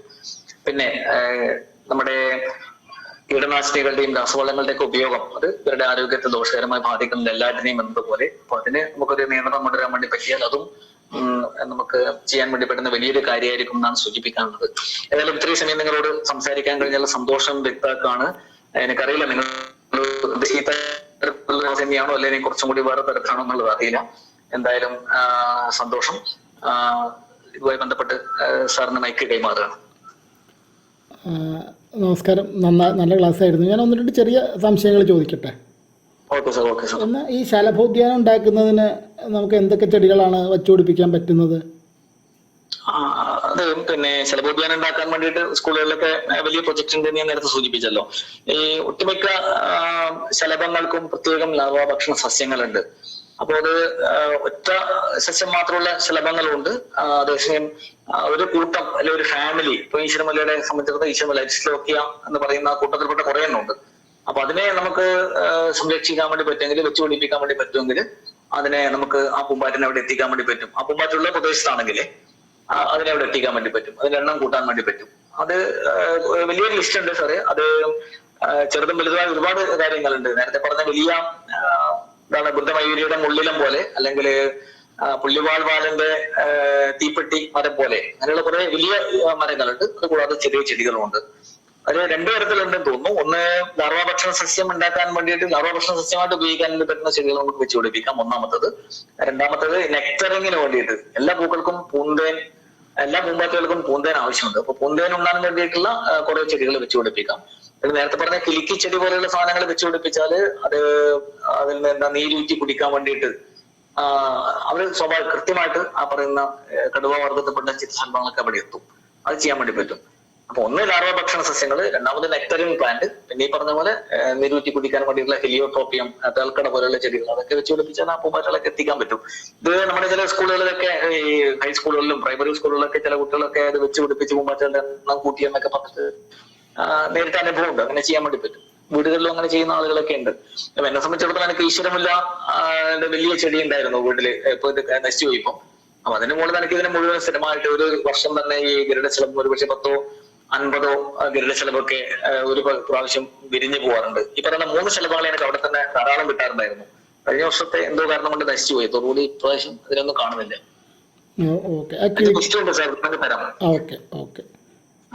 പൊതുവെ ഈ ശലഭങ്ങളുടെ വർഗീകരണം എങ്ങനെയാണെന്ന് പറയാമോ? ശലഭങ്ങളെ പറയാതെ പോയതാണ്. ഞാൻ 5 കുടുംബങ്ങളാണ് പ്രധാനമായിട്ടും ശലഭങ്ങളുടെ കൂട്ടത്തിൽ നമ്മുടെ ഇടയിൽ ഉള്ളത്. 6 കൂട്ടമുണ്ട് നമുക്ക് പ്രധാനമായിട്ടുള്ളത്. അന്ന് ഒന്ന് സ്കിപ്പേഴ്സ് എന്ന് പറയുന്ന വിഭാഗമുണ്ട്. അത് നിശാശലഭങ്ങളുടെ തൊട്ടടുത്ത ബന്ധമുള്ള ആൾക്കാരാണ്. നിശാശലഭങ്ങളെ കഴിഞ്ഞാൽ അല്ലെ നിശാശലഭങ്ങളുടെ ചില പ്രത്യേകതകളൊക്കെ ഉണ്ട് അതിന്. അതായത് അത്ര വലിയ ഭംഗിയൊന്നും എല്ലാത്തിനും ഉണ്ടാവില്ല. ചിലതിനുണ്ട്, ചിലതിനില്ല. ചെറിയ ശലഭങ്ങളായിരിക്കും. അത് മോണോകോട്സിലാണ് അധികം മുട്ടയിടുക. അത് പരിണാമമായിട്ട് ബന്ധപ്പെട്ടിട്ടൊക്കെ കുറെ കാര്യങ്ങളായിട്ട് നമുക്ക് പഠിക്കാൻ വേണ്ടി പറ്റും തോന്നുന്നു. മോണോകോട്സിലാണ് അതിൽ അധികം മുട്ടയിടുക. അതില് ഞാൻ നേരത്തെ കാണിച്ച ഇപ്പൊ സ്ക്രീനിൽ കാണുന്ന വർണ്ണപ്പരപ്പിനൊക്കെ skippers പെട്ടാം. Try colour pied flat എന്ന് പറയുന്ന സ്കിപ്പർ. അതിന്റെ പ്രത്യേകത കുറെ ഉണ്ട്. പ്രത്യേകത നമുക്ക് വേണമെങ്കിൽ മുട്ടയുടെ കാര്യത്തിൽ പ്രത്യേകതയുണ്ട്. മുട്ട നോക്കി നമുക്ക് ഐഡന്റിഫൈ ചെയ്യാൻ വേണ്ടി പറ്റും. അത് മുട്ടയിടുന്ന രീതി, അതിന്റെ ശലഭപ്പുഴു വളരുന്ന രീതിയൊക്കെ നോക്കി നമുക്ക് അതിനെ ഐഡന്റിഫൈ ചെയ്യാൻ പറ്റും. ശലഭപ്പുഴുക്കൾ പലപ്പോഴും ഇല മുറിച്ച് തലയുടെ ഉള്ളിലാണ് ഇതിന്റെ ശലഭപ്പുഴുക്കൾ കൂടുക ഈ പറയുന്ന സ്കിപ്പേഴ്സിന്റെ കൂട്ടത്തിൽ. അതൊന്ന്. പിന്നെ രണ്ടാമത്തത് ഏറ്റവും വലിയ കൂട്ടത്തിലുള്ള ശലഭങ്ങൾ നേരത്തെ പറഞ്ഞ ഗരുഡ ശലഭം ഉൾപ്പെടെയുള്ള ബുദ്ധമയൂർ ഉൾപ്പെടെയുള്ളതൊക്കെ പാപ്പിലോഡ എന്ന് പറയുന്ന വിഭാഗത്തിൽപ്പെട്ടതാണ്. കിളിവാലൻ ശലഭങ്ങൾ എന്നാണ് പറയുക. സ്വാലോ ടൈൽസ് ബട്ടർഫ്ലൈസ് എന്ന് പറയും. അതിൽ 19 എണ്ണമാണ് നമുക്ക് കേരളത്തിലുള്ളത്. 19 പാപ്പിലോഡയുടെ. അതിൽ ഗരുഡ ശലഭം തുടങ്ങിയിട്ട് ബുദ്ധമയൂരി, അതുപോലെ തന്നെ കോമൺ ക്രോസ്, ക്രിംസൺ ക്രോസ് തുടങ്ങിയിട്ട് കുറെ എണ്ണം. അപ്പം എനിക്കിപ്പം എന്റെ നാട്ടിലില്ലാത്തതിൽ 2 എണ്ണം മാത്രമേ ഉള്ളൂ. ഒന്ന് കോമൺ ബാൻഡഡ് പീക്കോക്ക് എന്ന് പറയുന്ന വരണ്ട പ്രദേശങ്ങളിൽ, ചിന്നാർ പോലുള്ള പ്രദേശങ്ങളിൽ മാത്രം കാണുന്ന ഒരു പാപ്പിലോണിഡ് ഉണ്ട്. മറ്റൊന്ന് ഫൈബാർ സോട്ടയിൽ എന്ന് പറയുന്ന, ഇപ്പൊ മാർലം സാങ്ചറിലൊക്കെ കാണും പക്ഷെ പുറമേക്ക് കാണാത്ത ഒരു 5 വരിയൻ വാൽവാലൻ എന്ന് പറഞ്ഞ സാധനമുണ്ട്. ഈ 2 ഒഴിച്ച് ബാക്കി 17 എന്റെ നാട്ടിലുണ്ട്. അപ്പൊ 19 എണ്ണാണ് കിളിവാലൻ ശലഭങ്ങളുള്ളത്. രണ്ടാമത്തത് മൂന്നാമത്തേത് മഞ്ഞ ശലഭങ്ങൾ, യെല്ലോ പീരിഡ് എന്ന് പറയുന്ന വിഭാഗത്തിൽപ്പെട്ട മഞ്ഞ ശലഭങ്ങൾ. നേരത്തെ പറഞ്ഞ മഞ്ഞപ്പാപ്പാത്തി, മുപ്പട്ടൻ മഞ്ഞപ്പാപ്പാത്തി, അതുപോലെ തന്നെ വിലാസിനി, അതൊക്കെ ഈ പറഞ്ഞ പീരിഡ് എന്ന് പറയുന്ന ഗ്രൂപ്പിൽപ്പെട്ട മൂന്നാമത്തത്. നാലാമത്തത് നിംഫാലിഡ് എന്ന് പറയുന്നത്, അതാണ് ഏറ്റവും വലിയ ഒരു ഗ്രൂപ്പ് എന്ന് പറയുന്നത്. ആ നിംഫാലിഡിലാണ് ഞാൻ നേരത്തെ പറഞ്ഞ പെയിന്റഡ് കോട്ട്സാനും ഫാൻസി ശലഭങ്ങളും നിക്കറും അതുപോലെ തന്നെ ബുഷ് ബ്രൗണും പിന്നെ നേരത്തെ കാണിച്ച ക്ലിപ്പർ, അതൊക്കെ വരുന്ന വലിയൊരു വിഭാഗമാണ് നിംഫാലിഡ് എന്ന് പറഞ്ഞ വിഭാഗം. വളരെ പഠന രീതിയുള്ള വിഭാഗമാണ് നിംഫാലിഡ്. പിന്നെ അഞ്ചാമത്തത് ലൈക്കനിഡെ എന്ന് പറയുന്ന നീലി ശലഭങ്ങളാണ്. കുറച്ച് വെള്ളമായിരിക്കും അതിന്റെ ചിറക്. ആ നീലി ശലഭങ്ങളെ പലപ്പോഴും ഏറ്റവും കൂടുതൽ ഉണ്ടാവുക വേനൽക്കാലത്താണ്. ഞാൻ നേരത്തെ സൂചിപ്പിച്ചു, അതായത് മാർച്ച്, ഏപ്രിൽ, മെയ് മാസങ്ങളിലാണ് ഇതിന് കൂടുതൽ ഉണ്ടാവുക. അതിലാണ് വളരെ സുന്ദരമായ അപൂർവമായ റോയൽ ശലഭങ്ങൾ, റോയൽസ് ഒക്കെ ഉൾപ്പെടെ വരിക. നേരത്തെ പറഞ്ഞ ശലമാണ്. ബ്ലൂ ടൈഗർ അല്ലെങ്കിൽ ക്രോ ഒക്കെ നിംഫാലിഡ് എന്ന് പറഞ്ഞ വിഭാഗത്തിൽപ്പെട്ട ശലമാണ്. അതൊന്നും മലയാള പേരുമുണ്ട്, കാരണം ഏകദേശം അതിനെ കുറിച്ച് പറയാനുള്ളത്. പിന്നെ ഇതൊന്നും അല്ലാതെ റിയോഡിനിഡെ എന്ന് പറയുന്ന ഒരു വിഭാഗമുണ്ട്. അതിൽ പ്ലം ചൂടി എന്ന് പറയുന്ന ഒറ്റൊരു ശലഭം മാത്രം, അത് ഇപ്പൊ രണ്ടാക്കിയിട്ടുണ്ട്. തെക്കൻ ഭാഗത്ത് കാണുന്നൊന്നും വടക്കൻ ഭാഗത്ത് കാണുന്നൊന്നും ആക്കിയിട്ട് മാറ്റിയിട്ടുണ്ട്. അങ്ങനെ റിയോഡിനിഡെ എന്ന് പറയുന്ന വിഭാഗം കൂടിയിട്ട് അങ്ങനെ 6 ഗ്രൂപ്പാണ് നമുക്ക് പൊതുവായിട്ടുള്ളത്. 5 മാത്രമേ നമുക്ക് പറയേണ്ടതുള്ളൂ. ഓക്കെ ഓക്കെ, മനസ്സിലായി. നമുക്കിപ്പോൾ ഈ ബുദ്ധമയൂരി പശ്ചിമഘട്ടത്തിൽ മാത്രം കാണുന്ന ഒരു ശലഭമാണോ? ഓക്കെ ഓക്കെ, വെസ്റ്റേൺ ഘട്ടൻ എൻഡിമിക് മാത്രമാണ്, വേറെ എവിടെ ഇല്ല അത്. ഓക്കെ, അതുപോലെ കേരളത്തിൽ മാത്രം കാണുന്ന വേറെ ഏതെങ്കിലും ശലഭം പറയാൻ പറ്റുമോ നമുക്ക്? അങ്ങനെ അല്ല, കേരളത്തിൽ മാത്രം എന്ന് പറയാൻ പറ്റുമെന്നല്ല സാറേ. പക്ഷേ വെസ്റ്റേൺ ഘട്ടം എന്ന് പറയുന്ന വെസ്റ്റേൺ ഘട്ടിൽ മാത്രം കാണുന്ന 40 ശലഭങ്ങൾ. ഏറ്റവും അവസാനം നടന്ന ജാഫർ ബാലൂർ സാറിന്റെ ഒരു പഠനമുണ്ട്, സുവോളജിക്കൽ സർവേ ഓഫ് ഇന്ത്യക്ക് വേണ്ടി ചെയ്ത സാധനം.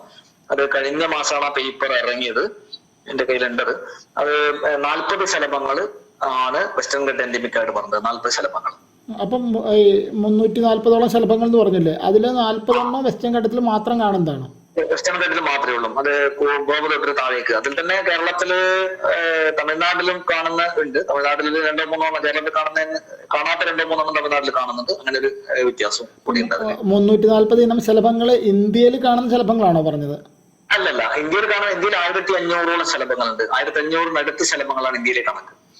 അത് ഏറ്റവും കൂടുതൽ വൈവിധ്യമുള്ളത് സിക്കിമിലാണ്. 850 ശലഭം മറ്റാണ് സിക്കിമിലെ എണ്ണം. സിക്കിമിലും അരുണാചലിലും ഇത്രയും ശലഭം വരാനുള്ള കാരണം എന്താണെന്ന് ചോദിച്ചാൽ, അത് സമുദ്രനിരപ്പിനോട് അതേ ഉയരമുള്ള സ്ഥലം ഇവിടെയുണ്ട്, ഹിമാലയത്തിന്റെ ഉയരമുള്ള സ്ഥലം ഇവിടെയുണ്ട്. ഈ എലവേഷനിലെ വ്യത്യാസം ഒരുപാട് തരത്തിലുള്ള ചെടികൾ ഉണ്ടാകുന്നുണ്ട്. അതുകൊണ്ട് തന്നെ ഒരുപാട് തരത്തിലുള്ള മൈക്രോ ക്ലൈമറ്റ് ഉള്ളതുകൊണ്ട് തന്നെ പരിണാമത്തില് മൈക്രോ ക്ലൈമറ്റിനൊക്കെ ഒരുപാട് പ്രാധാന്യം ഉള്ളതുകൊണ്ട് വ്യത്യസ്ത തരത്തിലുള്ള ശലഭങ്ങൾ എവിടെയുണ്ട്. അപ്പോൾ സിക്കിമിലാണ് ഏറ്റവും കൂടുതൽ ശലഭങ്ങൾ റിപ്പോർട്ട് ചെയ്തിട്ടുള്ളത്. ഇതിന്റെ ശലഭങ്ങളുടെ മുട്ട വിരിഞ്ഞ് ഒന്നിലധികം ശലഭങ്ങൾ ഉണ്ടാവുമോ, അല്ലെങ്കിൽ ഒരു മുട്ടയിൽ ഒരു ശലഭം മാത്രമാണ്? എങ്ങനെയാണ് സാർ, മനസ്സിലായില്ല. ശലഭങ്ങൾ മുട്ടയിടുമ്പോൾ ഒരുപാട് മുട്ടയിട്ടിട്ട് ഒരു കൂട്ടം മുട്ടകൾ ഇടുന്ന ഒരുപാട് ശലഭങ്ങളായി നിന്ന് പുറത്തു വരികയും ചെയ്യും ഒരേ സമയത്ത്? ഇല്ല, ഒരു മുട്ടയിൽ നിന്ന് ഒരു ശലഭം ഉണ്ടാവും. അതായത് കുറെ മുട്ടകൾ ഒരുമിച്ച് ഇടുന്നു എന്നുള്ളത് കൊണ്ടാണ് കുറെ ശലഭങ്ങൾ വരുന്നത്. ഒരു ഇത് മാത്രമേ ഉണ്ടാവും. അതിപ്പം ചിലത് കൂട്ടമായിട്ട്, ഇപ്പം എന്താണ് മഞ്ഞപ്പാപ്പാത്തി എന്നൊക്കെ പറയുന്ന ശലഭം, ഒരു ശലഭം തന്നെ ഒരേ സമയത്ത് ഒരു പക്ഷെ 100-150 മുട്ടയിടും.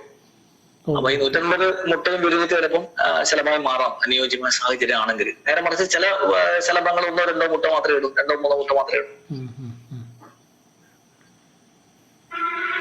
ഇതിൻ്റെ ഈ വർണ്ണവൈവിധ്യം, ഈ വർണ്ണവസ്തുക്കൾ അതിൻ്റെ ചിറകിലുള്ളതാണോ, അല്ലെങ്കിൽ നമ്മൾ ഈ വെളിച്ചത്തിൻ്റെ റിഫ്രാക്ഷൻ കൊണ്ട് തോന്നുന്നതാണോ ഇത്?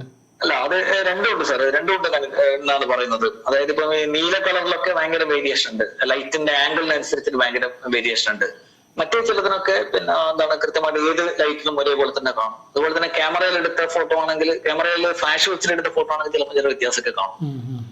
അപ്പൊ പിഗ്മെന്റിന് ഈ ലൈറ്റ് പതിക്കുന്നതുമായി ബന്ധപ്പെട്ടുള്ള ആംഗിളിൽ ചില വ്യത്യാസം ഉണ്ടെന്ന് തോന്നും. തുമ്പികളെ പറ്റി പറയുമ്പോഴോ, തുമ്പികളും അല്ലെങ്കിൽ അങ്ങനെ പറയുമ്പോ ഇല്ല, തുമ്പികള് മറ്റൊരു വിഭാഗമാണ്. അതില് ഒഡനൈറ്റ്സ് എന്ന് പറയുന്ന ഗ്രൂപ്പിൽപ്പെട്ടതാണ്. അപ്പൊ അത് വേറെ ഉണ്ട്. അതിലിപ്പം കേരളത്തില് 216 220 തുമ്പികളുണ്ട്. വേറൊരു ഇതിലുള്ളതാണ്. തുമ്പികള് വേറൊരു ജീവിവർഗമാണ് അല്ലെ? വേറൊരു ജീവിവർഗമാണ്. അതെ അതെ, പൂത്തുമ്പി എന്നൊക്കെ നമ്മൾ പറയുകയാണെങ്കിലും അതിന് പൂവായിട്ട് കാര്യമായിട്ട് ബന്ധമൊന്നുമില്ല. അതിന് ചെറിയ നുറിച്ചാലുകളും, അത് മിക്കതും മാംസഭുക്കുകളാണ്. കൊതുകിനെയും പ്രാണികളൊക്കെയാണ് അതിന് ആഹാരമാക്കുക. പിന്നെ ചെറിയ നീർച്ചാലുകൾ, ചെറിയ വെള്ളം കെട്ടി കിടക്കുന്ന പ്രദേശങ്ങൾ, മഴ തുടങ്ങിയ ഉടനെ ഏപ്രിൽ മെയ് മാസങ്ങളിൽ ഒക്കെയാണ് അത് ഏറ്റവും കൂടുതൽ കാണുക. പിന്നെ ദേശാടനം അതിൽ വ്യാപകമായി നടക്കുന്നത് ഇപ്പൊ മാൻഡറിൻ ഗ്ലൈഡർ എന്ന് പറയുന്ന പെൻഡാല എന്ന് പറയുന്ന തുലാത്തുമ്പി അല്ലെ, അത് വ്യാപകമായിട്ട് ആഫ്രിക്കയിലേക്കൊക്കെ, ആഫ്രിക്കയിൽ നിന്ന് പോയി കേരളത്തിലേക്ക് എത്തുന്നു എന്നൊക്കെ പഠനങ്ങൾ പറയുന്നുണ്ട്. അത് മറ്റ് വളരെ വിപുലമായ ഒരു വിഷയമാണ്. ഇപ്പം തുമ്പി നിരീക്ഷണവും നമ്മുടെ നാട്ടില് കേരളത്തിലൊക്കെ വളരെ വ്യാപകമായിട്ട് തുടങ്ങിയിട്ടുണ്ട്. ഒരുപാട് ഗ്രൂപ്പുകളുണ്ട് അതില്. പുതിയ പുതിയ തുമ്പികളെ അവര് മിക്കപ്പോഴും വർഷം തോറും എന്ന് പറയുന്ന നിലയിൽ കണ്ടെത്തിയിട്ടുണ്ട്. കഴിഞ്ഞ ദിവസം വയനാട് നിന്ന് ഒരു പുതിയ തുമ്പിയെ കണ്ടെത്തി എന്നുള്ളൊരു വാർത്ത ഉണ്ടായിരുന്നു.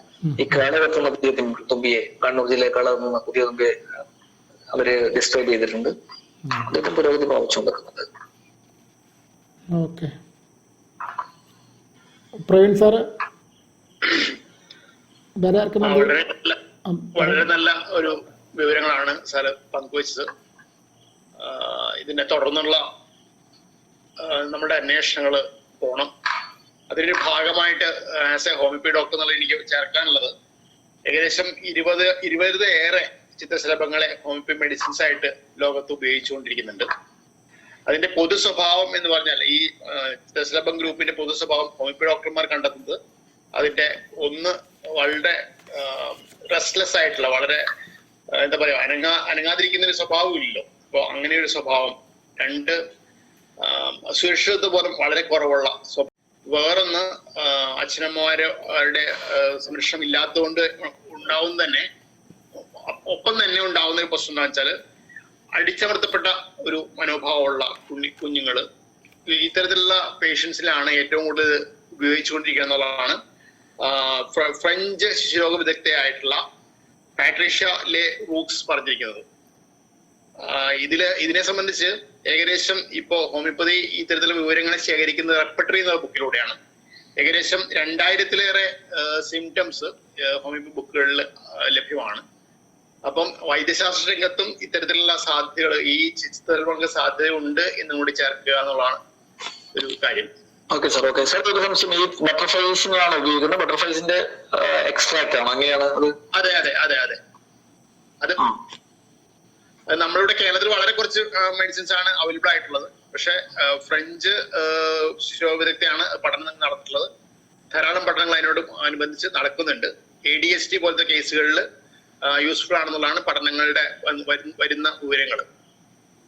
അറ്റൻഷൻ ഡെഫിഷ്യന്റ് ഡിസോർഡർ ആണല്ലോ, അവർക്ക് ഒരു കാര്യത്തിൽ ഫോക്കസ് ചെയ്യാൻ പറ്റില്ല, കോൺസെൻട്രേറ്റ് ചെയ്യാൻ പറ്റില്ല. ഇതൊക്കെയാണല്ലോ അവരുടെ പൊതു സ്വഭാവം. അപ്പൊ അത് ജനറൽ ആയിട്ടുള്ള ക്ലാസിഫിക്കേഷൻ ആണ്. ഓരോ ചികിത്സകൾക്കും അതിൻ്റെതായ വ്യത്യസ്തകളും പ്രത്യേകതകളും ഉണ്ടാവും. അതുപോലെ തന്നെ ഓരോ ഡ്രഗിനും ഉണ്ടാവും. അത് വളരെ വിശാലമായിട്ടുള്ളൊരു പഠനമാണ് നടന്നുകൊണ്ടിരിക്കുന്നത്. അപ്പൊ നമ്മളിത് പ്രസന്റ് ചെയ്യുന്ന എന്ന് വെച്ചാല് വിവിധ ശാസ്ത്രശാഖകളുടെ കൊടുക്കൽ വാങ്ങലോടുകൂടിയാണ് ഈ ഗുരുപരമ്പര വെബിനാറിനോട് ഉദ്ദേശിക്കുന്നത്. ആ ഒരു കാര്യം നമ്മൾ കുറേശ്ശെ പല ആശയങ്ങള് പല വിദഗ്ധരിലേക്ക് പങ്കുവെക്കുമ്പോൾ ലോകത്ത് നല്ല നാളേക്ക് വേണ്ടി നമുക്ക് ഒന്നിച്ച് പ്രവർത്തിക്കാനുള്ള ഒരു കാലം ഉണ്ടാകും എന്നുള്ള സ്വപ്നം യാഥാർത്ഥ്യമാക്കാൻ വേണ്ടിയാണ് ഇത് ഷെയർ ചെയ്തത്. എന്തായാലും ഇത്തരത്തിലുള്ള പരമ്പരയിൽ കൂടുതൽ പങ്കാളിത്തോടെ മുന്നോട്ട് പോകാനുള്ള അവസരങ്ങൾ നമുക്ക് കിട്ടും. ഒപ്പം നമ്മളുടെ മറ്റൊരു അറിവിലേക്ക് പറയുകയാണ്, നമ്മളുടെ വിത്തുകളുടെ ശേഖരണവും അത് ചില സ്ഥലങ്ങളിൽ അത് കൃഷി ചെയ്യാൻ നമ്മൾ ഉദ്ദേശിക്കാത്ത സ്ഥലങ്ങളിൽ നിന്ന് തന്നെ സഹായം കിട്ടുന്നുണ്ട്. അപ്പം അവിടെയെല്ലാം ജൈവവൈവിധ്യം സംരക്ഷിക്കാനുള്ള സാധ്യതകൾ തുറന്നു കിട്ടുന്നുണ്ട്. എന്തായാലും നമ്മൾ മുന്നോട്ട് പോകുന്നു. നമുക്ക് ഒന്നിച്ച് കൂടുതൽ ആൾക്കാരിലേക്ക് എത്തിക്കൊണ്ട് ഈ ഗുരുസ്മരണ എന്നുള്ള ഒരു പ്രോജക്റ്റ് മുന്നോട്ട് കൊണ്ടുപോകാൻ കഴിയുമെന്ന പ്രത്യാശയോടെ നിർത്തുന്നു. സാറിന് പ്രത്യേകം നന്ദി. സാറിന്റെ ടീമിലുള്ള പല അംഗങ്ങൾക്കും ധാരാളം വിവരങ്ങൾ കേരളത്തിലെ ചികിത്സകളെ കുറിച്ച് പറയാൻ കഴിയും. തുടർന്നുള്ള വെബിനാറുകളിൽ അത്തരത്തിലുള്ള കാര്യങ്ങൾ നമുക്ക് പങ്കുവയ്ക്കാം. ചിത്രശലഭങ്ങൾ മാത്രമല്ല, തേനീച്ചകളും പക്ഷികളും എല്ലാം നമ്മൾക്ക് വേണ്ടതാണ് എന്നുള്ള തിരിച്ചറിവ് ഉണ്ടാക്കുക എന്നുള്ളതാണ് ഈ പരമ്പരയുടെ ഉദ്ദേശം. എന്തായാലും അത്തരത്തിലുള്ള കാര്യങ്ങൾ നടക്കട്ടെ. നന്ദിയോടെ എല്ലാവരെയും പങ്കെടുത്ത എല്ലാവരെയും സ്മരിച്ചുകൊണ്ടും നന്ദി പറഞ്ഞുകൊണ്ട് നിർത്തുന്നു. നന്ദി, നമസ്കാരം.